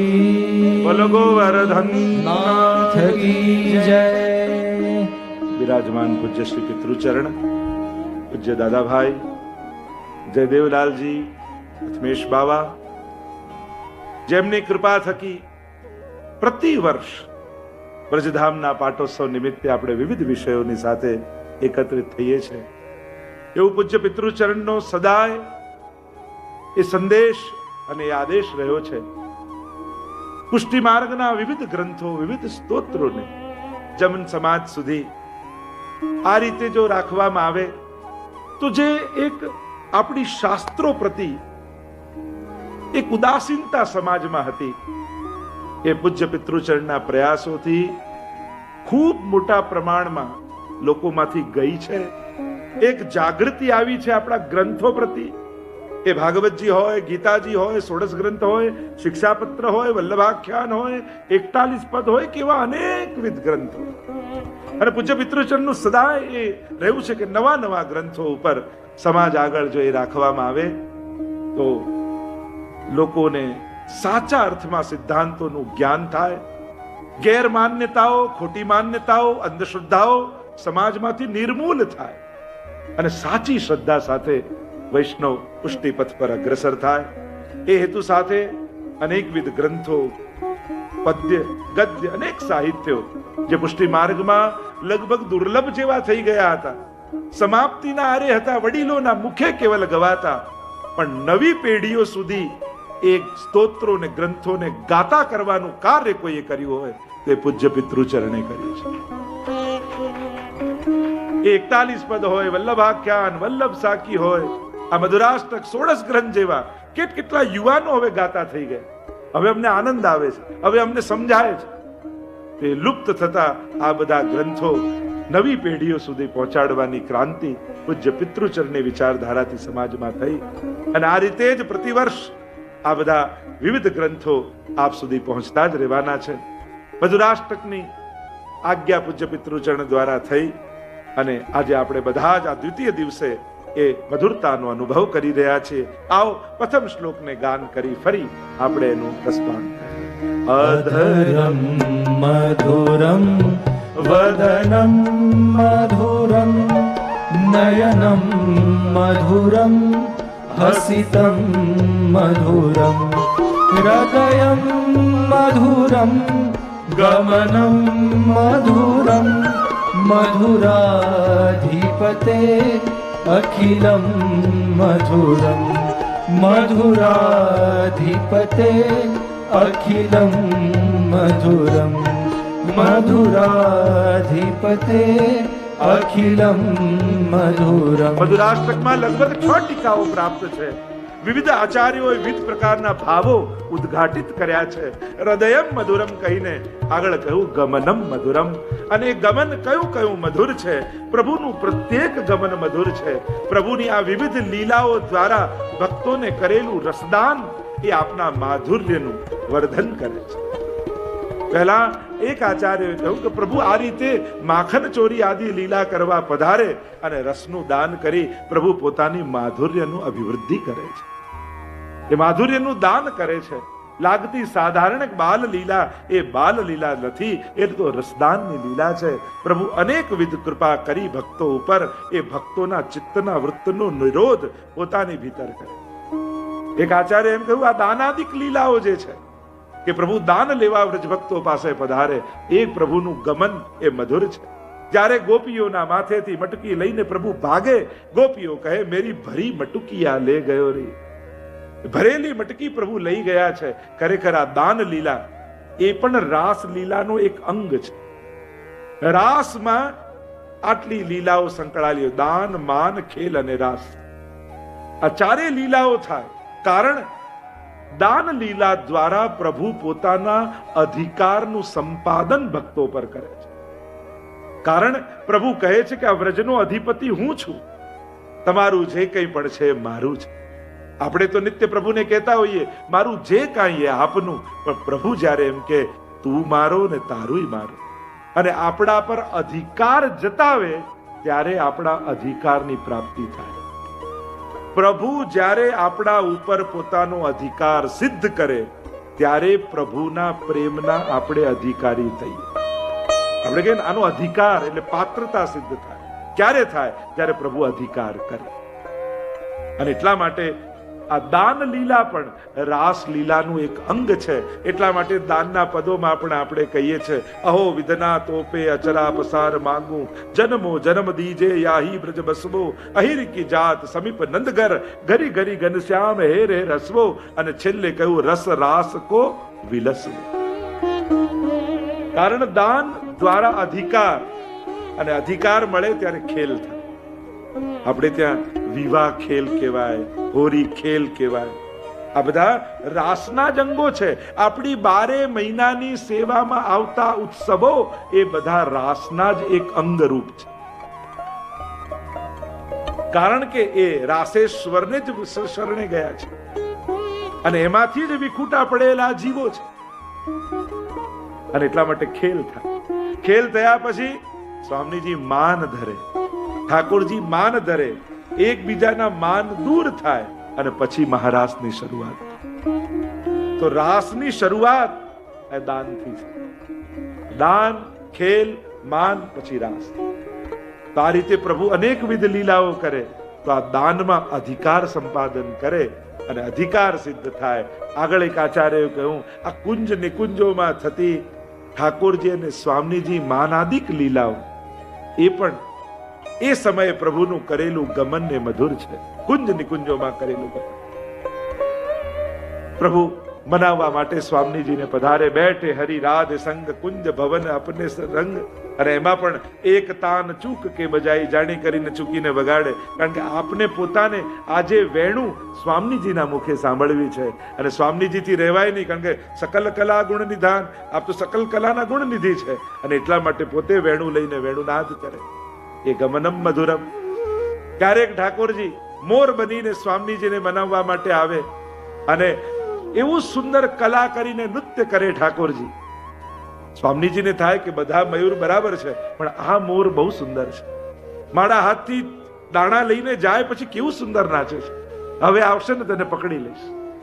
અને જ્યાં ઠાકોરજી પાછા હાથમાંથી દાણા લેવા આવે એટલે સ્વામીજી પકડી લે એમને અને જ્યાં પકડે ત્યાં પ્રભુ મૂળ સ્વરૂપે પ્રગટ થઈ જાય. બોલો મોર બિહારી લાલ કી જય. તમે સાંકડી ખોરથી ઉપર બરસાના તરફ જાઓ ત્યાં મોર ભગવાનનું સુંદર મોર કુટીર. ગમનમ મધુરમ. અને આપણે ત્યાં અમુક આચાર્યો તો આખી ખટ ઋતુની દ્વાદશ નિકુંજની લીલામાં ઠાકોરજી અને સ્વામીજી એક એક કુંજમાં પધારી અને 6 ઋતુમાં સખી બનીને આવી અને દ્વાદશ નિકુંજમાં સ્વામીજી અને પ્રભુ જે ગમન કરે છે એને કહ્યું ગમનમ મધુરમ. આપણે ત્યાં સવારે પ્રાતઃ કાલથી લઈને આખી રાત્રિ સુધીની લીલા એટલે મંગળા શયન અને અનવસર એ દરમિયાન 6 ઋતુ સખી બની અને ઠાકોરજીની સેવામાં આવે છે. ઠાકોરજીની સેવામાં આવી ઠાકોરજી અને સ્વામીજીને પધરાવી જાય. ચતુર્ભુજ દાસજીમાં દ્વાદશ નિકુંજની વાર્તા પ્રગટ કરી છે, ખટ ઋતુના ભાવની વાર્તા. અને એમાં આ 6 ઋતુઓમાં ઠાકોરજી અને સ્વામીજીનું જે ગમન છે એ કેવું મધુર છે એનું વર્ણન કરતા આચાર્યો એ 6 ઋતુમાં પ્રભુના ગમનની ભાવના ભગવદીઓ ગાય છે. પ્રાતઃકાલનો સમય હોય, વસંત ઋતુ સૌથી પહેલા આવે. મંગળાથી ગોપી વલ્લભ સુધીનો સમય અને એ સમયે વસંત ઋતુ સખી બનીને આવે. ઠાકોરજી અને સ્વામીજીને પોખરાજની નિકુંજમાં બિરાજમાન કરે અને પોખરાજની કુંજમાં ઠાકોરજી સ્વામીજી બિરાજમાન થાય. કારણ કે એ 2 પ્રકારની કુંજો હોય, 6 ઋતુ અને દ્વાદશ નિકુંજ. એટલે એક ઋતુમાં 2 કુંજ, એક મણીની અને બીજી પુષ્પમય, ફૂલ ફલ આદિ પુષ્પલતામય. એટલે પોખરાજની કુંજમાં વસંત ઋતુએ પધરાવ્યા અને ત્યાં યુગલ સ્વરૂપ બિરાજ્યા બાદ બધી જ પીળી સામગ્રી ઠાકોરજીના આરોગા. જેવી કુંજ એવી સામગ્રી. આપણે ત્યાં શીતકાલમાં એક ઘટા થાય, જેવી ઘટા એવી સામગ્રી પ્રભુના આરોગાવામાં આવે. તો પોખરાજની કુંજમાં પધાર્યા અને ત્યાંથી ઠાકોરજી અને સ્વામીજીને સુંદર ડોલ સિદ્ધ કરીને રાખ્યો છે.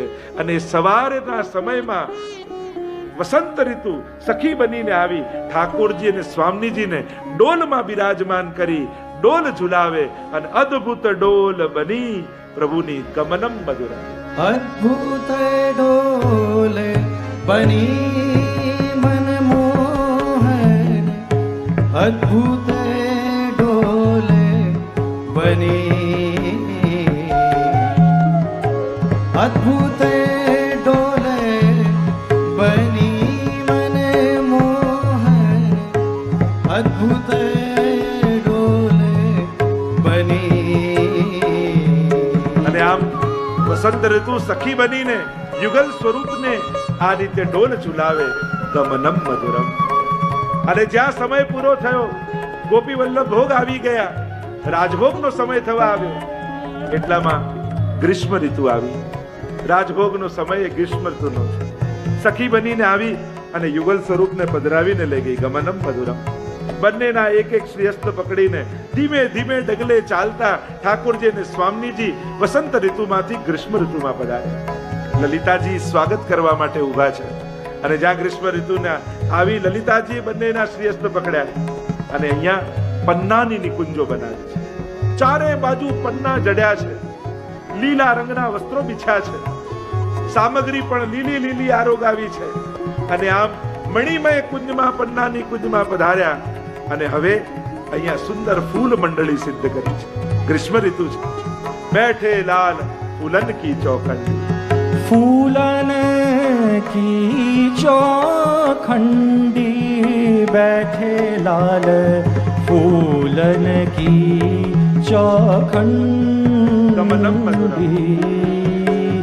जाई जूई गुलाब दिए बीच जाई जूई गुलाब दिए बीच रायवेली और निवारी बैठे लाल फूलन की चौखंड. રાજભોગનો સમય પૂરો થયો. ઉત્થાપનથી સંધ્યાઆરતીનો સમય. વર્ષા ઋતુ આવી. વર્ષા ઋતુએ આવીને વિનંતી કરી કે હવે મારો સમય છે.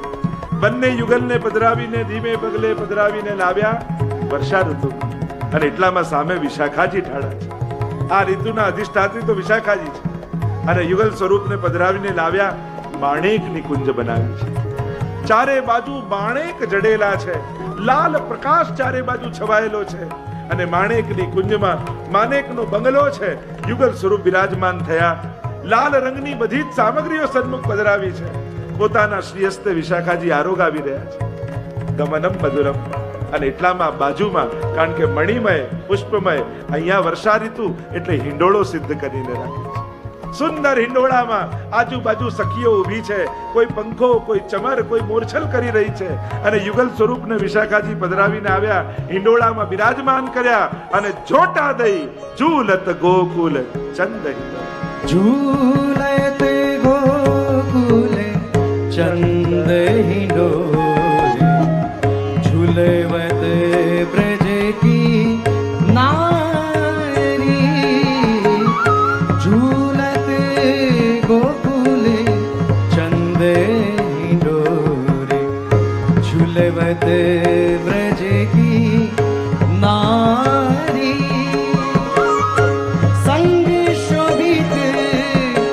वृषभान नंदिनी पहरे कसुंभी सारी झूलत गोकुल चंद ગમનમ મધુરમ. ઠાકોરજી અને સ્વામીજી વર્ષા ઋતુનો હિંડોળામાં બિરાજીને આનંદ લઈ રહ્યા છે. આકાશમાં મેઘ આવી ગયા, ગડગડ ગડગડ ગગરાટીઓ કરતા સુંદર બૂંદો પડવા લાગી અને ભીંચતા ભીંચતા યુગલ સ્વરૂપ અને સખીઓ છોટા દઈ દઈ ઠાકોરજીને હિંડોળા ઝુલાવ્યા. ગમનમ મધુરમ. સમય પૂરો થયો, શયનનો સમય થવા આવ્યો. એટલામાં પધાર્યા ચંદ્રાવલીજી. મોકલી છે શરદ ઋતુને. શરદ ઋતુ આવીને વંદન કરવા લાગી. પ્રભુ હવે મારો સમય થયો છે. યુગલ સ્વરૂપને પધરાવીને લાવી શરદ ઋતુમાં અને જ્યાં પોતાની ઋતુમાં પ્રવેશ કર્યો એટલામાં સામે ચંદ્રાવલીજી ઠાડા છે. બંને સ્વરૂપને દંડવત કર્યા છે. બંનેનો શ્રીહસ્ત પકડી હીરાની કુંજ બનાવી છે. ચારે બાજુ ચળકતા હીરાઓ છે. સુંદર હીરાનો બંગલો છે. ચારે બાજુ શ્વેત વસ્ત્રો બિછાવ્યા છે. શ્વેત સામગ્રીઓ સિદ્ધ કરી છે અને જ્યાં યુગલ સ્વરૂપ બંને હીરાની કુંજમાં બિરાજ્યા, બંનેની આભા અને શોભા કંઈક અલૌકિક થઈ ગઈ છે. હીરાઓના પ્રકાશમાં શ્યામ વર્ણ પ્રભુ અને ગૌર વર્ણ સ્વામીજી નૈનન મેં દો ચંદા બસો મેરે નૈનન મેં દો ચંદા એવા શોભી રહ્યા છે. ચંદ્રાવલીજી આ પલક નેત્રોથી યુગલ સ્વરૂપના દર્શન કરી રહ્યા છે અને મણિમય કુંજમાં બિરાજ્યા બાદ અહીંયા ચંદ્રાવલીજીએ રાસ ચોતરો સિદ્ધ કર્યો છે. ચારે બાજુ સફેદી લગાવી છે. સુંદર દર્પણ સામે રાખ્યું છે અને સ્વામીજી અને ઠાકોરજીને વિનંતી કરી, શરદ ઋતુ છે અને હવે મારી વિનંતી છે આપ મહારાસ કરવા માટે પધારો. અને ઠાકોરજી અને સ્વામીજી એક હાથ ચંદ્રાવલીજીના હાથમાં, એક હાથ સ્વામીજીના હાથમાં અને આમ બંને સખીઓની મધ્યમાં પ્રભુ રાસ વિલાસ કહે કર પલ્લવ. रास विलास गहे कर पल्लव, रास विलास गहे कर पल्लव, एक एक भूज ग्रीवा मेली, द्वे द्वे गोपी बीच बीच मारो, द्वे द्वे गोपी बीच बीच मारो, नर्तत संग सहेली, रास विलास गहे कर पल्लव. મહારાજ થયો છે, અલૌકિક રાત્રિ થઈ. ચંદ્રાવલીજીની કુંજમાં બિરાજી શરદ ઋતુને લાભ આપતા ગમનમ મધુરમ. હવે સમય આવ્યો હેમંત ઋતુ. હેમંત ઋતુ આવી સખી રૂપે યુગલ સ્વરૂપને પધરાવીને લાવી અને જ્યાં પ્રવેશ કરે છે ત્યાં તો સાક્ષાત શ્રી યમુનાજી ઠાડા છે. કારણ કે હેમંત ઋતુ એ તો યમુનાજીની ઋતુ છે. અરે પ્રભુ પધારો. પધરાવી પધરાવી ચુંડડીની સુંદર કુંજો અને એક બાજુ સોનાની મીનાકારીની કુંજ સિદ્ધ કરી છે. ચારે બાજુ સુવર્ણમય દિવાલો છે અને એમાં સુંદર મીનો જડાવનો ભરેલો છે અને એવો બંગલો સિદ્ધ કર્યો છે. યમુનાજીએ ત્યાં પધરાવ્યા, ચુંદડીની કુંજમાં પધરાવ્યા અને યુગલ સ્વરૂપને કુંવારો ભોગ ધર્યો છે. પોતાના હાથે સિદ્ધ કરેલો કુંવારો અનેક કુલડાઓમાં વિવિધ પ્રકારની સામગ્રી ભરી યમુનાજીના ભાવથી હેમંત ઋતુમાં કુંવારો આરોગ્યા. અને એટલામાં તો શિશિર ઋતુ સામે ઊભી છે. મંગળાનો સમય થવા આવ્યો છે અને શિશિર ઋતુ આવી વિનંતી કરી કે પ્રભુ પધારો. પ્રભુ યુગલ સ્વરૂપ ગમનમ મધુરમ ધીમે પગલે ચાલતા ચાલતા પધાર્યા અને નીલમણીની સુંદર કુંજ શિશિર ઋતુની છે અને એવી સુંદર જડાઉ નીલમણીની કુંજ અને એમાં ઠાકોરજી અને સ્વામીજી બિરાજ્યા. મણિમય કુંજમાં નીલો પ્રકાશ આવી રહ્યો છે. બંનેની શોભામાં અભિવૃદ્ધિ થઈ રહી છે. એટલામાં બાજુમાં જુએ તો હોરી ખેલની તૈયારીઓ છે અને હોરી ખેલની તૈયારીઓ થઈ. યુગલ સ્વરૂપ જ્યાં પધાર્યું એટલામાં તો સખીજનો હાથમાં મુઠ્ઠીમાં ગુલાલ ભરીને દોડતા દોડતા આવ્યા અને યુગલ સ્વરૂપ પર બંને મુઠ્ઠીમાંથી ગુલાલ ફેંક્યો. હોરી હે કહીને અવાજ કર્યો છે. લાલ ગોપાલ ગુલાલ લાલ ગોપાલ ગુલાલ હમારી, લાલ ગોપાલ गुलाल हमारी, आँखिन में जिन डारो जू,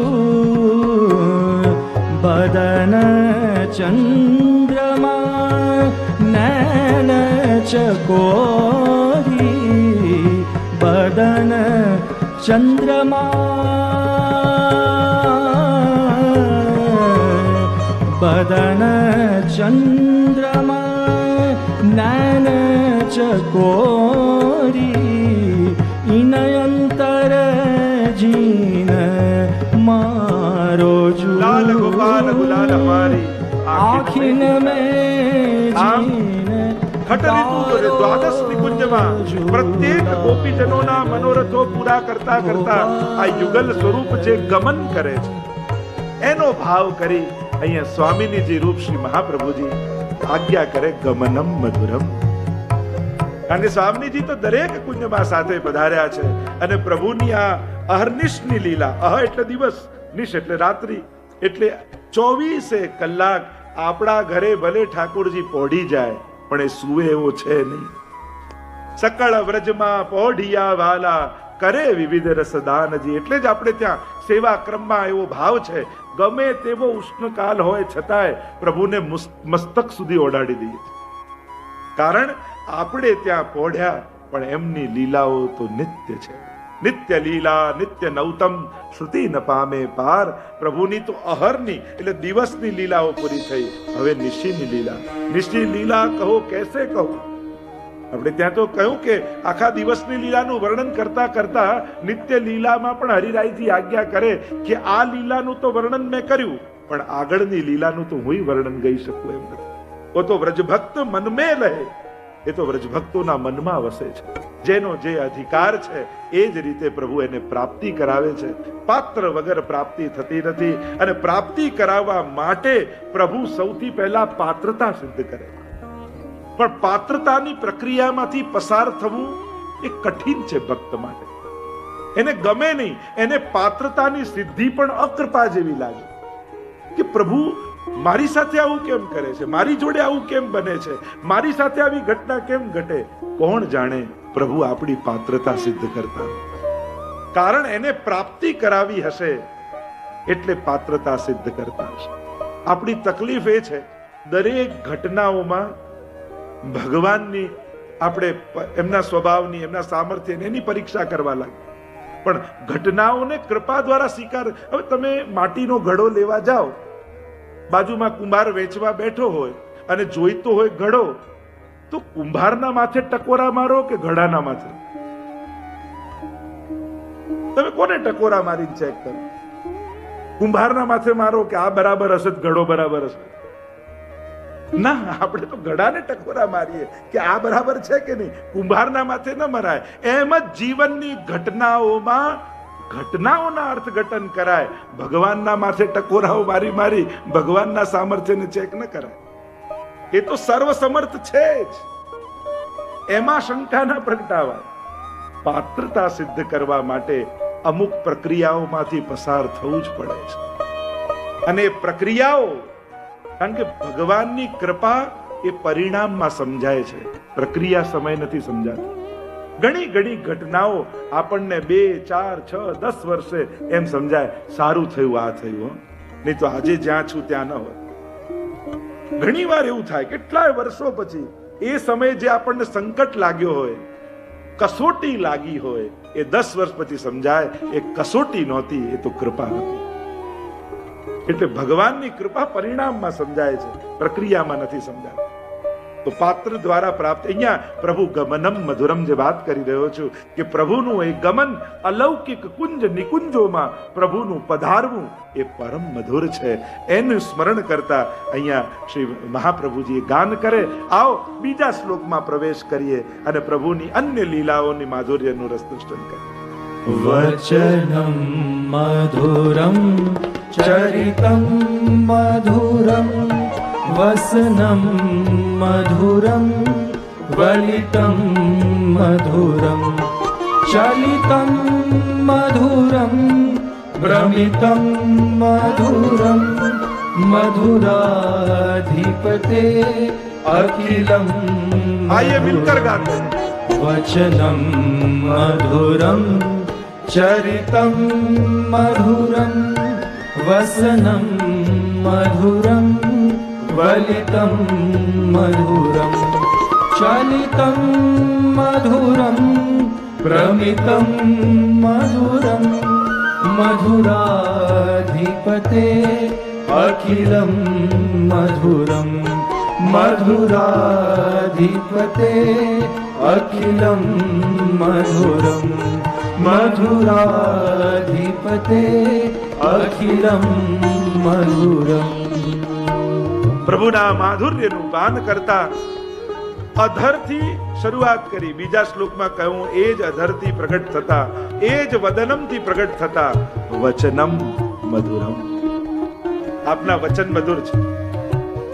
વચનના 2 અર્થ થાય. એક તો વચન એટલે વાક્યો, અને બીજો એક અર્થ થાય મેં વચન આપ્યું છે, પ્રતિજ્ઞા, સંકલ્પ, પ્રોમિસ. પ્રભુ 2 અર્થ કરાય ને, વચનમ મધુરમ. પ્રભુએ આપેલા વચનો મધુર છે, અથવા પ્રભુએ કહેલા વચનો મધુર છે. અમુક વચનો કહેવાય ને અમુક વચન અપાય. આપણે કોઈને પ્રોમિસ કહી દે કે વચન આપ્યું ને, અને મેં વચન કહ્યું, ખાલી વાત કહેવી હોય, આ બંનેમાં ફરક છે. વચનમ મધુરમ, પ્રભુના વચન મધુર છે.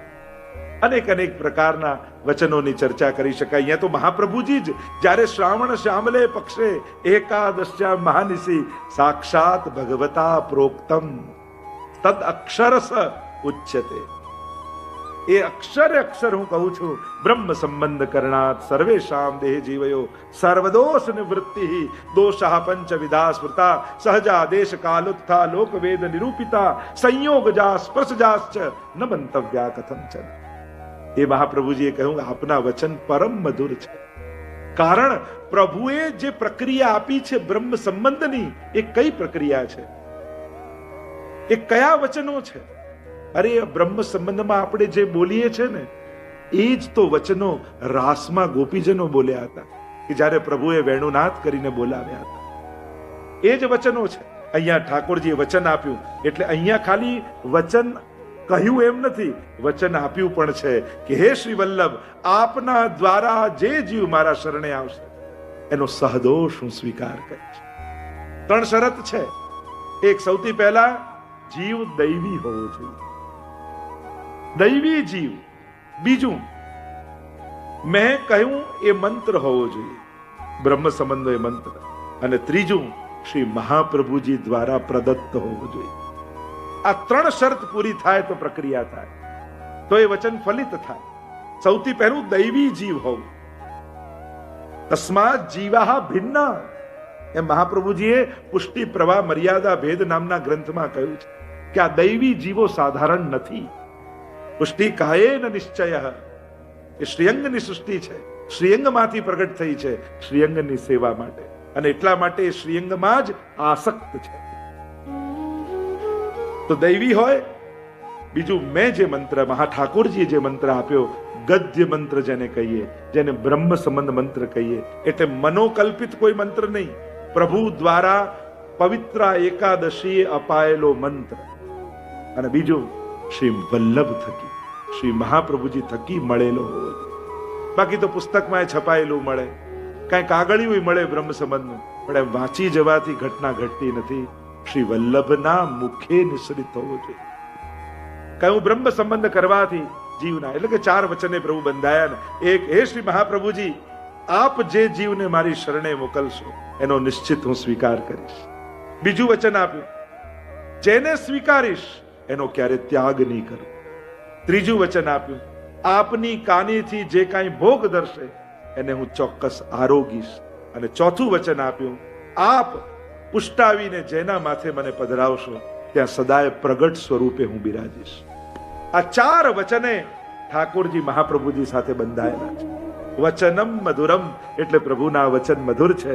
કારણ આપણે બધા જ સંસારમાં ફસાયેલા, અનેક દોષોથી ભરેલા જીવો, અન્ય કોઈ સાધન આપણા માટે રહ્યા નથી.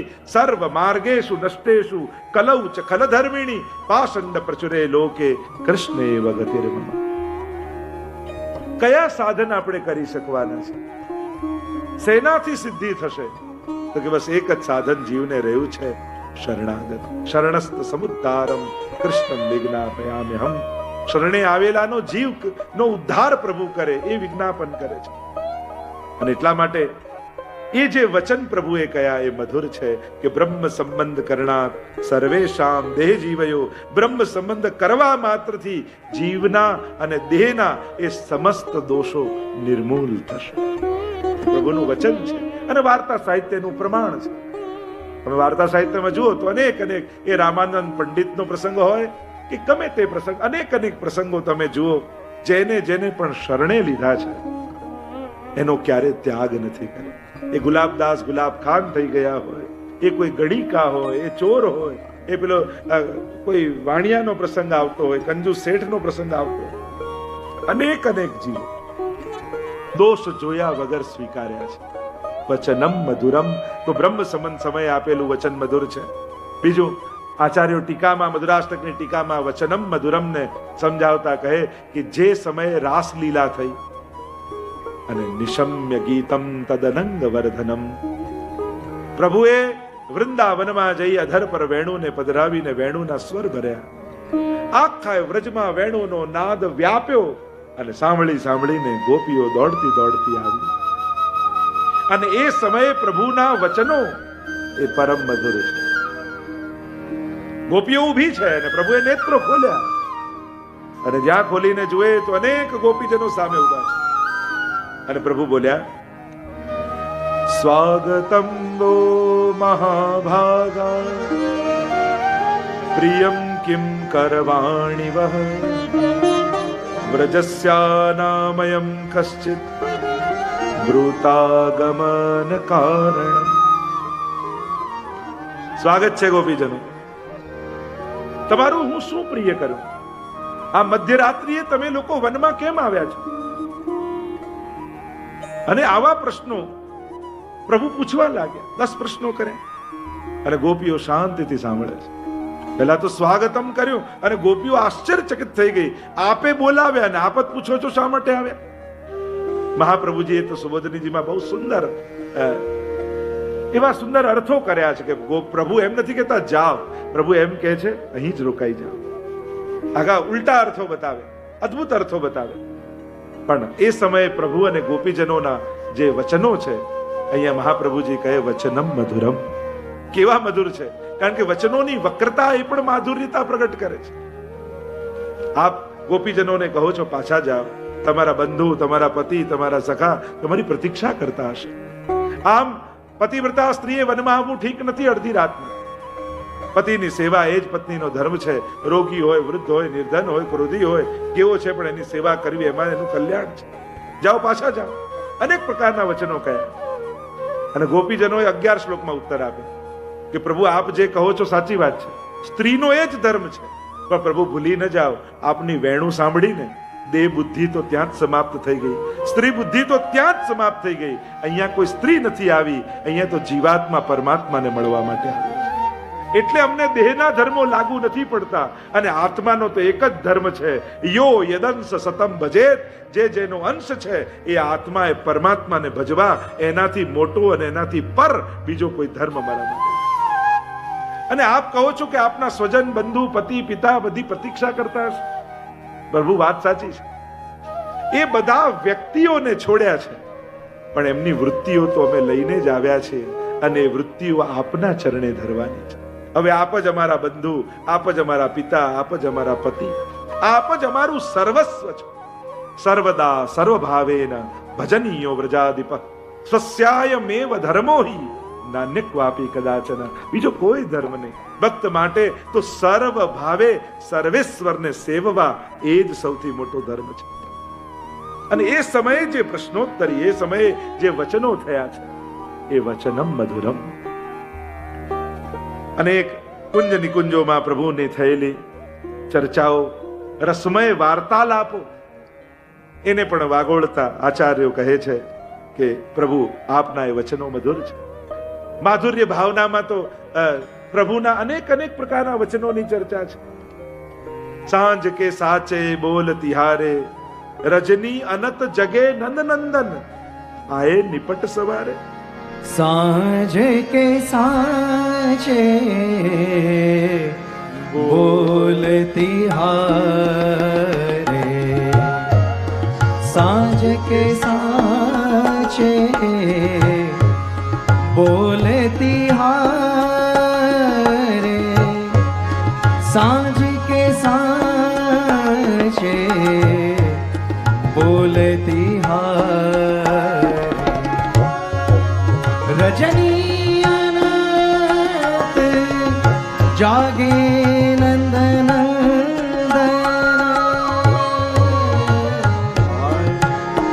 રજની અનંત, રજની અનંત, રજની અનંત જાગે નંદનંદન, આયે નિપટ સવારે,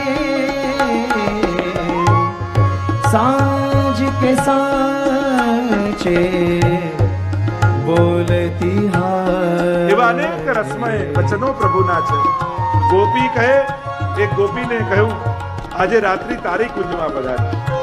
સાંજના સમયે નંદાલય જતી વખતે ગૌચારણ સમયે પ્રભુએ વચન આપ્યું. આખી રાતની ગોપી પ્રતીક્ષા કરતી રહી, સવાર સુધી દરવાજે ઊભી રહી પ્રતીક્ષા કરે છે અને સવારે જોયું તો બાજુના ઘરમાંથી ઠાકોરજી પધારે છે. ખંડિતા આદિના પદો, આપણે ત્યાં હિલક આદિના પદો, કેવા સુંદર સુંદર પદો ગવાય છે. પ્રભુના વચનો કેવા છે અને કહેવાય છે કે પદ સાહિત્યનું, કીર્તન સાહિત્યનું આ સૌથી પહેલું પદ છે. કુંભનદાસજી જ્યારે મહાપ્રભુને ગાવાનું તો ત્યારે આ પદ ગાયું એમ કહેવાય છે. આ કીર્તન રચના કાળનું સૌથી પહેલું પદ. તો એવા અનેકમય રસમય વચનો પ્રભુના છે. એ રીતે જ ભાગવતજીમાં પ્રભુની અનેકવિધ લીલાઓને જુઓ. જ્યારે ઠાકોરજી નંદ બાબાએ કહ્યું કે ઇન્દ્રનો યજ્ઞ કરીશું અને ત્યારે પ્રભુ નિકટ પધાર્યા અને કહેવા લાગ્યા 7 बरस को सांवरो बोलत है तुतराय। 7 बरस को सांवरो बोलत है तुतरात। हस हस कान कहे, हस हस कान कहे, सुनो मेरी एक बात, बोलत तुतरात। અન્નકૂટ આદિમાં લીલાઓમાં પ્રભુ 7 વર્ષના છે, નંદ બાબા પાસે આવીને પૂછે છે, અરે બાબા એ ઇન્દ્ર કોણ હે, કોનો યજ્ઞ કરો છો, શા માટે કરો છો?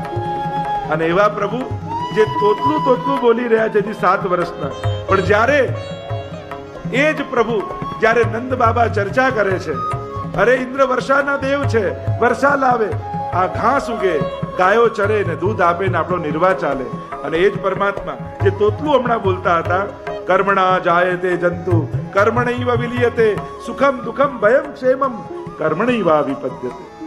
ગીતાજીનું પરમ જ્ઞાન એ એક શ્લોકમાં પરમાત્મા અહીંયા આપી દીધું. જે હજી તોતલું બોલતો હતો એની વિરુદ્ધ ધર્માશ્રયતા તો જુઓ, એ પરમ જ્ઞાનની વાત કરે. વચનમ મધુરમ. પિતાજી કર્મથી બધું થાય છે. કર્મણા જાયતે જંતુ કર્મણૈવ વિલિયતે સુખમ દુઃખમ ભયમ ક્ષેમમ કર્મણૈવ વિપદ્યતે. કર્મ જ મૂળ કારણમાં છે. અરે તમારે પૂજા જ કરવી છે, યજ્ઞ જ કરવો છે, તો આ સામે ગિરિરાજ બાબા છે એનો યજ્ઞ કરો. અને જ્યારે અભય વચન આપ્યું છે, મારી શરણમાં આવો, હું ગોકુલનો નાથ છું, તમારી રક્ષા કરવાની મેં પ્રતિજ્ઞા લીધી છે, ત્યાં પ્રભુ પ્રતિજ્ઞા વચન આપે છે, હું તમારી રક્ષા કરીશ. વચનમ મધુરમ. એવા અનેક પ્રકારના વચનો એ તમે ભાગવતજીમાં જુઓ. યા પ્રભુનું પરમ વચન એટલે ગીતાજી.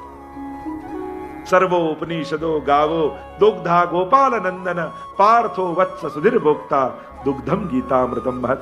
સર્વ ઉપનિષદોનો સાર એટલે શ્રીમદ ભગવદ ગીતા. વચનમ મધુરમ. પ્રભુએ કેવા કેવા વચનો, ભક્તને નિર્ભયતા થાય, અહમ ભક્ત પરાધીનો, એમ ભાગવતજીમાં ભગવાનનું વચન છે, એ મધુર છે. અમરીશ રાજાની રક્ષા કરવા માટે સુદર્શનને છોડ્યું છે, અને ગભરાયા ઋષિ શરણે આવ્યા અને કહ્યું, અમ ભક્ત પરાધીનો. ભગવાન પોતે કહે છે, હું ભક્તને આધીન છું. આ વચન મધુર છે. નમે ભક્ત પ્રણશ્યતિ, મારા ભક્તનો નાશ થતો નથી, એ વચન મધુર છે. ગીતાજીમાં તમે એક એક વચનને જુઓ. અનન્યા ચિંતયંતો મામ યે જનઃ પર્યુપાસતે તેષામ નિત્યાભિયુક્તાનામ યોગક્ષેમમ વહામ્યહમ. વચન મધુર છે. સર્વ ધર્માન પરિત્યજ્ય મામ એકમ શરણમ વ્રજ અહમ ત્વા સર્વ પાપેભ્યો મોક્ષયિષ્યામિ મા શુચ. વચન મધુર છે. અપિ ચેત્સુ દુરાચારો ભજતે મામ અનન્યભાત સાધુરેવ સમંતવ્ય સમ્યક વસિતો હિ સ. એ વચન મધુર છે. યત કરોસી યદસ્નાસી યદ જુહોસી દદાસી યદ તપસ્યસી કૌંતેય તત કુરુસ્વ મદર્પણમ. વચન મધુર છે. ગીતા અને ભાગવતજીનો સાર એટલે આપણો પુષ્ટિ માર્ગ. નવનીત એટલે પુષ્ટિ માર્ગ. જે ગીતાજીમાં લખ્યું છે એ જે જીવતો હોય એ વૈષ્ણવ. આપણે એને જીવીએ છીએ. જે ભગવદ આજ્ઞાઓ થઈ છે, કદાચ ગીતાજી આપણને મોઢે ન હોય, પણ જે અષ્ટયામ ભાવથી સેવા મહાપ્રભુજીની આજ્ઞાથી કરે છે, એ ગીતાજી ભલે એને મોઢે નથી, પણ એ ગીતાજીને જીવી રહ્યો છે. જે પ્રભુની આજ્ઞાઓ છે એના જીવનમાં છે. વચનમ મધુરમ. ભાગવતજીની તો અનેક લીલાઓમાં એક એક વચનને તમે જુઓ. પ્રભુ જ્યારે મૃતિકા ભક્ષણ કરે છે, દાઉજી જોઈ જાય છે ને ફરિયાદ કરે છે મૈયાને. મૈયા કે ક્યો લાલન તુને મિટ્ટી ખાઈ? નાહમ ભક્ષિતવાન અંબ સર્વે મિથ્યા વિશંસિનઃ યદિ સત્ય ગિરસ્તરહિ સમક્ષમ પશ્ય મે મુખમ. વચન મધુર છે. મૈયાએ કહ્યું તે માટી ખાધી. નાહમ ભક્ષિતવાન અંબ. મેં નથી ખાધી. મૈયા આચાર્યો ટીકાઓમાં અનેક પ્રકારની ચર્ચાઓ થાય. પ્રભુ ખોટું બોલે છે, અસત્ય બોલે છે, અને ત્યારે અનેક અર્થો કર્યા કે આ તો ખવડાઈ છે, યા પ્રભુ આસ્વાદ કરવા માંગે છે કે લોકો મારા ચરણ રજની આટલી પ્રશંસા કરે છે, લાવો મુખમાં મૂકીને તો જોઉં એવો તે શું સ્વાદ છે કે લોકો આટલા ગુણગાન કરે છે. આગળ આવશે રેણુર મધુર, એ રેણુ પણ મધુર છે બ્રજનું, બ્રજનું તો બધું મધુર છે. અહીંયા સુંદર વચનોને સ્મરણ કરતા સ્વામીજી રૂપ શ્રી મહાપ્રભુજી એ એક એક શાસ્ત્ર વચન, એ મધુર વચન, અને ગોપી ગીતમાં ગોપીજનો પણ એને યાદ કરે છે ને. મધુરયા ગીરા વલ્ગુવાક્યયા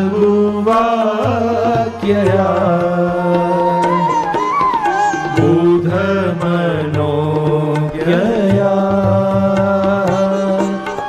પુષ્કરેક્ષણ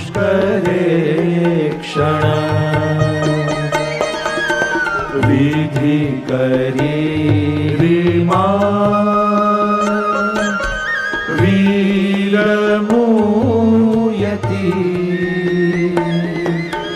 અધર સિધુના પ્યાયય સ્વનઃ. તારો મેરે સાથ ઓ શ્રીનાથજી જો તમે વાટ જોઈ રહ્યા ક્યારના અમે. गोपियां कहती हैं प्रभु आपके वाणी कैसी है, कैसे वचन है. वल्गु वाक्य, मधुरया गिरा वल्गु वाक्य, मधुर वाणी. प्रभु कठोर शब्दનો પ્રયોગ નથી કરતા. મધુરયા ગિરા વલ્ગુ વાક્ય બુદ્ધ મનોજ્ઞયા, બુદ્ધિમાનોને આનંદ આપતા. વલ્ગુ વાક્ય સુંદર વાક્યો વાળી, બુદ્ધ મનોજ્ઞયા બુદ્ધિમાનોને આનંદ આપનારી. વિધિ કરી રીમા વીર મુય્યતિ. આપની એ વાણી, એ વચનોને આજે અમે યાદ કરીએ, અમારું મન મોહાય છે. અધર સીધુના પ્યાય સ્વન, એ અધરામૃતનું અમને પાન કરાવો. કેવા કેવા વચનો પ્રભુ બોલ્યા છે, ગોપીઓ સ્મરણ કરી રહી છે.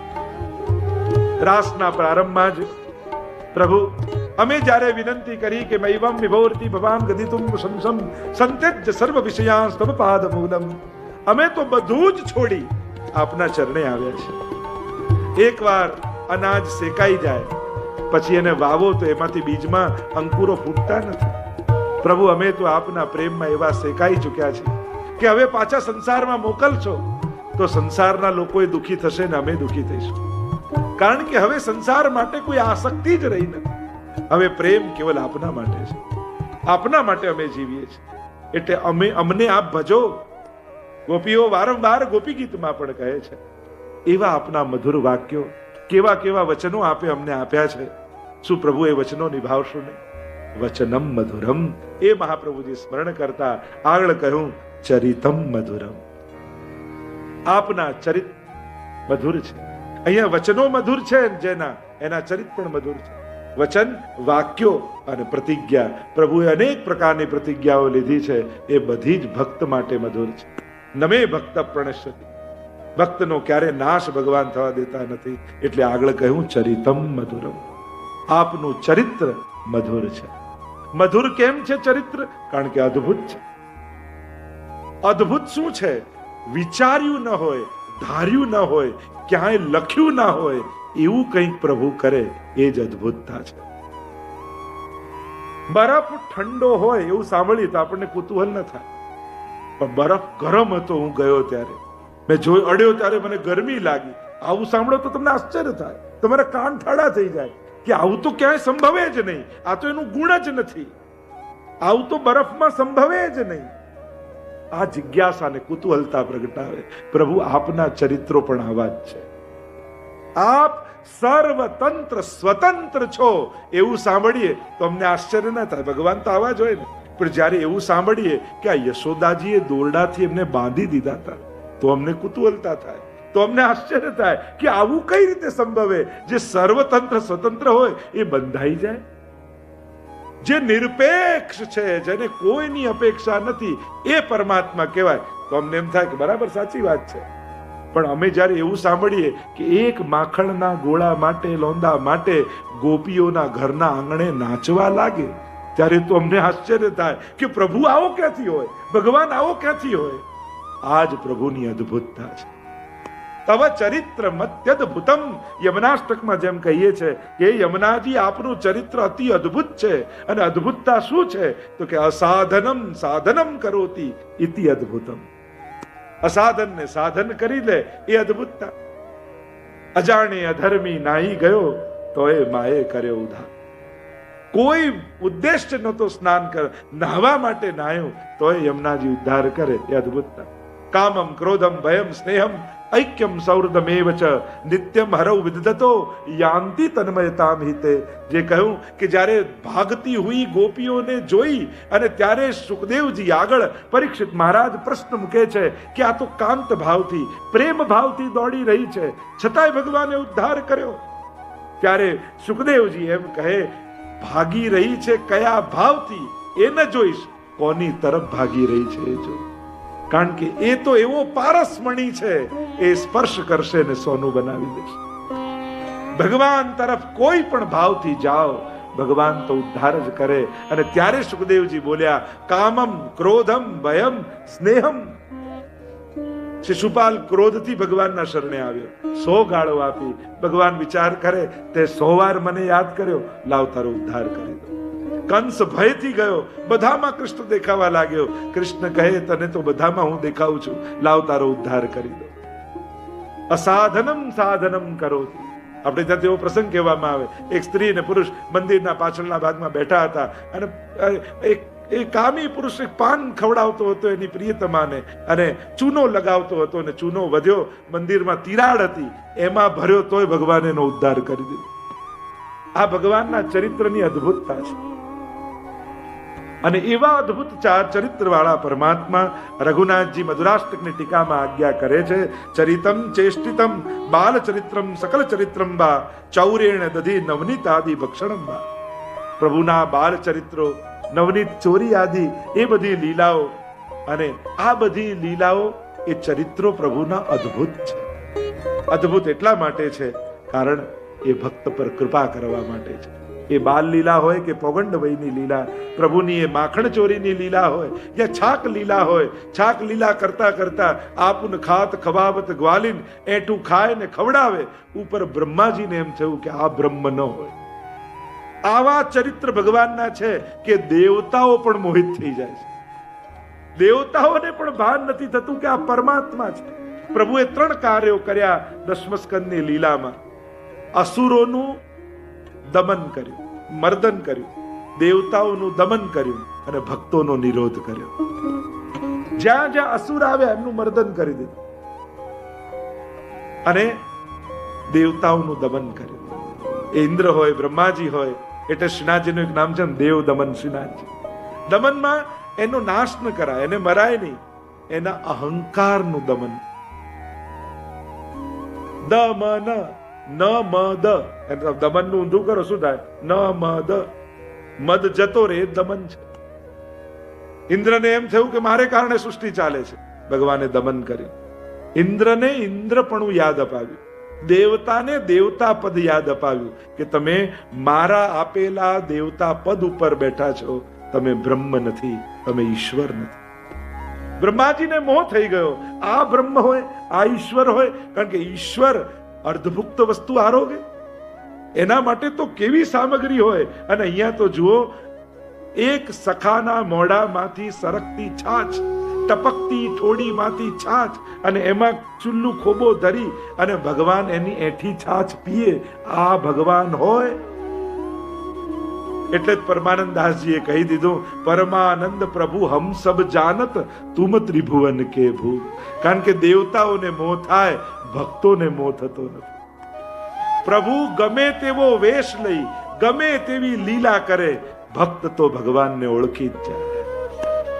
એનાથી ભગવાન છુપી ન શકે. પ્રભુની એ માયા જ્ઞાનીઓનું આવરણ કરી શકે, ભક્તો પર આવરણ કરી શકતો નથી. કારણ કે મોહે ન નારી નારી કે રૂપા. જ્ઞાની કેવો એમ કહેવાય, પણ ભક્તિ કેવી? તો સ્ત્રીને મોહિત ન કરી શકે એમ તુલસીદાસજી કહે, અને એટલા માટે ભક્તિ અને ભક્તને મોહિત ન કરી શકે. ભગવત ચરિત્ર વલ્લભજી ચરિત્રની વ્યાખ્યા અને ટીકામાં આજ્ઞા કરે છે શ્રી વલ્લભજી કે ભગવત ચરિત્રમ અપી પૂતના સુપયપાનાદિકમ. જુઓ ને પૂતના આદિ પર કેવી કૃપા, કેવું ચરિત્ર ભગવાનનું છે. મારવા આવેલી પૂતના, વિષ લગાવીને આવેલી, અને પ્રભુ પાસે આવી. જો પ્રભુને ધરવા આવી છે ને આપવા આવી છે એટલે પ્રભુ આપવા આવેલી વસ્તુને ક્યારે પણ તરાજુમાં જોખતા નથી. એટલે ક્યારે પણ કોઈ પણ વસ્તુ પ્રભુ પાસે લઈને જાઓ ત્યારે મનમાં એવી ગ્લાની લઈને ન જતા કે બીજા બધાએ તો કેટલું કેટલું, કેવું મોટું મોટું, કેવું સારું સારું, અને મારી પાસે તો કાંઈ આ નથી. જુઓ ને કેવી તુચ્છ વસ્તુ લઈને જાઓ. આવું પ્રભુ પાસે આવો હીન ભાવ લઈને ન જતા. પ્રભુ માટે તમારી ભાવથી ધરેલી નાની વસ્તુ પણ 56 ભોગ જેવી છે. એ છોલા મોટા મોટા 56 ભોગો ઇતિહાસમાંથી ભૂસાઈ ગયા, પણ પદ્મનાભદાસજીના છોલે આજે પણ બધાને યાદ છે.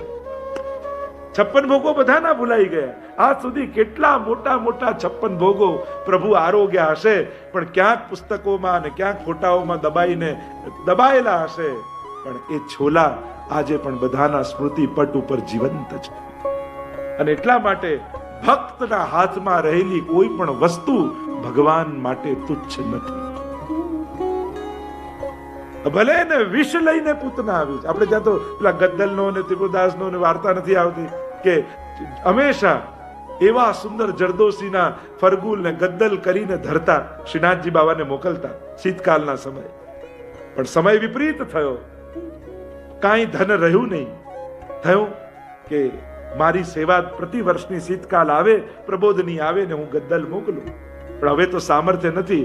એટલે એક પાટનું કપડું, માધરપાટનું કપડું આવે ને જાડું, એવું એક થાન મોકલ્યું અને કહ્યું કે આને પ્રભુને પાસે નહીં, છાના માના જઈ અને ઠાકોરજીના તોશાખાનામાં સાજ ઘર હોય એમાં મૂકી દે. પ્રભુને લાયક તો છે નહીં, પ્રભુને લાયક નથી, પણ મારી સેવાથી વંચિત ન રહી જાઉં એટલે મોકલું છું. જો વસ્તુ પ્રભુને ધરવા લાયક છે કે નહીં એ વિચાર પછીનો છે, પણ આપણી સેવાથી આપણે વંચિત ન રહી જઈએ. સેવાનો આગ્રહ જરૂર રાખ. વસ્તુ ભલે ઉત્તમ ન રહે, સામર્થ્ય ભલે અધિક ન રહે, પણ સેવા ચૂકવી નહીં. મોકલ્યું અને ગદ્દલ શીતકાલમાં ધરાવવામાં આવે છે, પણ શ્રીનાથજી એવા ઠઠરે, દાંત ઠઠર કટકટ કટકટ થાય ને ઠંડી જાય નહીં. ગુસાઈજીને થયું કે આ ઠાકોરજીની ઠંડી કેમ નથી જતી. પછી યાદ આવ્યું કે પેલા ત્રિપુરદાસનું આવ્યું કે નહીં ગદ્દલ, અરે આ તો પાટનું કપડું મોકલાયું છે, એ થોડી ઠાકોરજીને લાયક છે. ગુસાઈજી કે તમે આ શ્રીનાથજી બાબાને ઓળખતા નથી, લાવ એ વસ્ત્ર.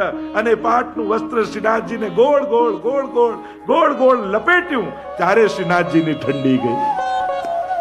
આવા અદ્ભુત ચરિત્ર વાળા આપણા પ્રભુ છે, એટલે કહ્યું ચરિતમ મધુરમ. પૂતના આવી વિષ લઈને પયપાન કરાવ્યું અને ધાતૃ ચિતામ તતોન્યમ કંબા દયાલુ શરણિમ બ્રજે. સુખદેવજી આ શ્લોકો જ્યારે સુખદેવજી પાછા ભાગવતજીનું અધ્યયન કરવા ન આવતા ને, ત્યારે વ્યાસજી પોતાના શિષ્યોને 2 શ્લોક શીખવાડ્યા. એમાંનો આ એક શ્લોક કંબા દયાલુ શરણમ બ્રજે. આ પૂતનાને પણ જે માની ધાતૃચિતામ તતોન્યમ, માની ગતિ આપે એવો આ કૃષ્ણ પરમાત્મા ભાગવતજીમાં બિરાજમાન છે. અને જ્યારે પૂતના પયપાન કરાવવા લાગી, પ્રભુએ એનો પણ સહર્ષ સ્વીકાર કર્યો. મહાદેવજીએ તો વિષ મળ્યું તો કંઠમાં રાખ્યું, ઠાકોરજીએ તો વિષ પીને પણ પૂતનાનો ઉદ્ધાર કરી દીધો, મોક્ષ આપી દીધો, ઉદ્ધાર માની ગતિ આપી. તો મને તો એ જ વિચાર આવે કે વિષ લઈ પયપાન દૂધનું પાન કરાવે તોય માની ગતિ આપે, તો અમારા આ ભાલા વૈષ્ણવો રોજ સવારે તપેલીમાં સુંદર દૂધ ગરમ કરતા કરતા કોઈ કેસર પધરાવે, કોઈ બદામ પધરાવે, કોઈ કાજુ પધરાવે, કોઈ ચિરોંજી પધરાવે, અને ઘોંટી ઘોંટી ઓટી ઓટી અને કટોરીમાં ઠાકોરજીને દૂધ આરોગાવે. તો વિચાર કરો પ્રભુ તમને કઈ ગતિ નહીં આપે. આ રીતે પૂતનાએ દૂધ પાયું તોય માયની ગતિ મળી. તો તમે ભાવથી મહાપ્રભુજીની કાની આપીને આરોગાવશો તો પ્રભુ પરમ પ્રેમનું દાન કરશે. ચરિત મધુર છે અને અદ્ભુત છે. આ બંનેની પ્રધાનતા અહીંયા છે. અદ્ભુતતા પણ છે અને મધુરતા પણ છે. કેવલ અદ્ભુતતા તો મહાત્મ્ય બતાવે, પણ મધુરતા પણ છે એટલે ભક્તોને પણ આકર્ષણ કરાવે. મહાત્મ્ય કયું? બરફ ઠંડો કહેવાય, ઠંડો હોય, ઠંડી લાગે, આ મહાત્મ્ય. પણ આજે બરફ ગરમ હતો, એ અદ્ભુતતા, એ મધુરતા. એમ પ્રભુ આવા સામર્થ્ય વાળા છે, એ પ્રભુનું મહાત્મ્ય. પણ આવા સામર્થ્ય વાળા હોવા છતાં ભક્તોના છોલે આરોગે છે, આ પ્રભુની મધુરતા છે. જ્યાં પ્રભુ પોતાના મહાત્મ્યને ગૌણ કરી ભક્તોના મહાત્મ્યને પ્રસ્થાપિત કરે ત્યારે પ્રભુનું માધુર્ય પ્રગટ થાય છે. જ્યાં ભક્તોના મહાત્મ્યને પ્રસ્થાપિત કરે ત્યાં ભગવાનનું માધુર્ય, અને જ્યાં પોતાનું મહાત્મ્ય પ્રસ્થાપિત કરે, સામર્થ્ય પ્રસ્થાપિત કરે ત્યાં મહાત્મ્ય. તો એવા અદ્ભુત ચરિત્રવાળા ઠાકોરજી છે. અને ચરિત્રની અદ્ભુતતા તો અનેક પ્રકારથી આપણે ત્યાં ગવાઈ છે. આચાર્યો ટીકાઓમાં પણ અનેક અનેક પ્રકારની અદ્ભુતતાને ગાઈ છે. પણ આજે આપણા મધુરાષ્ટકના માધુર્યમાં, મધુરતામાં અભિવૃદ્ધિ કરનાર, જો ખીર તો મીઠી હોય જ, ખાંડ નાખેલી હોય, પણ છતાંય મીઠી ખીર જો ભાવે અને બૂરો અધિક મિલાવે, આટલી મીઠી ખીર છતાંય એમાં બૂરો નાખીને ઠાકોરજી આરોગે છે. તો મધુરાષ્ટક આટલું માધુર્ય યુક્ત, પણ આજે જો યદુનાથજીના વચનામૃત થઈ જાય તો મીઠી ખીરમાં આ બૂરો મેળવવા જેવું માધુર્ય પ્રગટ થઈ જાય. તો આજે આપણે બધા જ આ મધુરાષ્ટકનો તો આનંદ કરે. આપણે કોઈ ઉતાવળ નથી. 7 દિવસ કોઈને છે ઉતાવળ? તો વૃદ્ધામાં આવી જજો, એનું મધુરાષ્ટક હું 1 જ દિવસમાં પૂરું કરી દઈશ. અને જેને ના હોય તો આપણે રોજ જો કેવી રીતે મધુરતાનું પાન થાય. આપણે કોઈ દવા પીવા બેઠા છીએ કે સીધા ગટકી જઈએ? આપણે તો રસ પીવા બેઠા છીએ. સરસ હાફૂસ કેરીની સીઝન બરાબર ચાલતી હોય અને બોમ્બે થી કોઈએ સરસ હાફૂસ કેરી મંગાવી હોય અને એનો રસ કાઢી એમાં કેસર, બરાસ, સૂંઠ નાખશો ને તો સ્વાદ બગડી જશે. પણ આ બધું મેળવી અને આમ સુંદર રસ તમને કોઈ સોનાના કટોરામાં આપે અને કો હવે લો પીઓ, તો તમે આમ આંખ બંધ કરી, નાક બંધ કરી સીધું ગટકી જાઓ? ના ના, એક એક ઘૂંટડાનો રસ પીતા પીતા જાઓ. બસ એ રીતે જ મધુરાષ્ટકનો રસપાન કરીશું. તો હવે પૂજ્ય શ્રી યદુનાથજી મહોદય શ્રી, જેમણે વિશ્વભરમાં પોતાની વાણીથી વૈષ્ણવ ધર્મની જે સેવા કરી છે, એ તો ઇતિહાસના પાને સુવર્ણ અક્ષરે પુષ્ટિ માર્ગમાં લખાશે. એવી આપની વાણીનો ચમત્કારનો પ્રભાવ ઘરે ઘરે અને વિશ્વભરમાં આપણે જોઈએ છે. તો આપણને તો કેટલા સુલભ છે, આપણને તો સહજમાં સુલભ છે.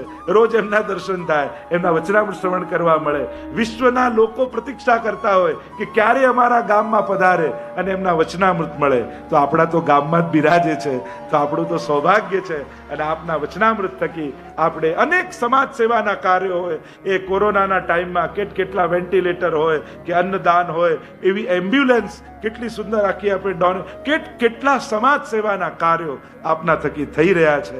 તો આમ પ્રભુ સેવા અને સમાજ સેવા બંને દ્વારા આપના રથ, પુષ્ટિ પરિવારનો રથ આ બંને પૈડાથી ચાલી રહ્યો છે અને એનો પ્રવાહ આગળ વધી રહ્યો છે. તો આપના વચનામૃતની મધુરતાનો આપણે રસપાન કરીએ. બોલો ગોવર્ધન નાથ કી જય, વલ્લભાધીશ કી જય, શ્યામ સુંદર શ્રી અમને મહારાણી જી કી શ્રી જય, ગોપાલ લાલ પ્યારે કી જય.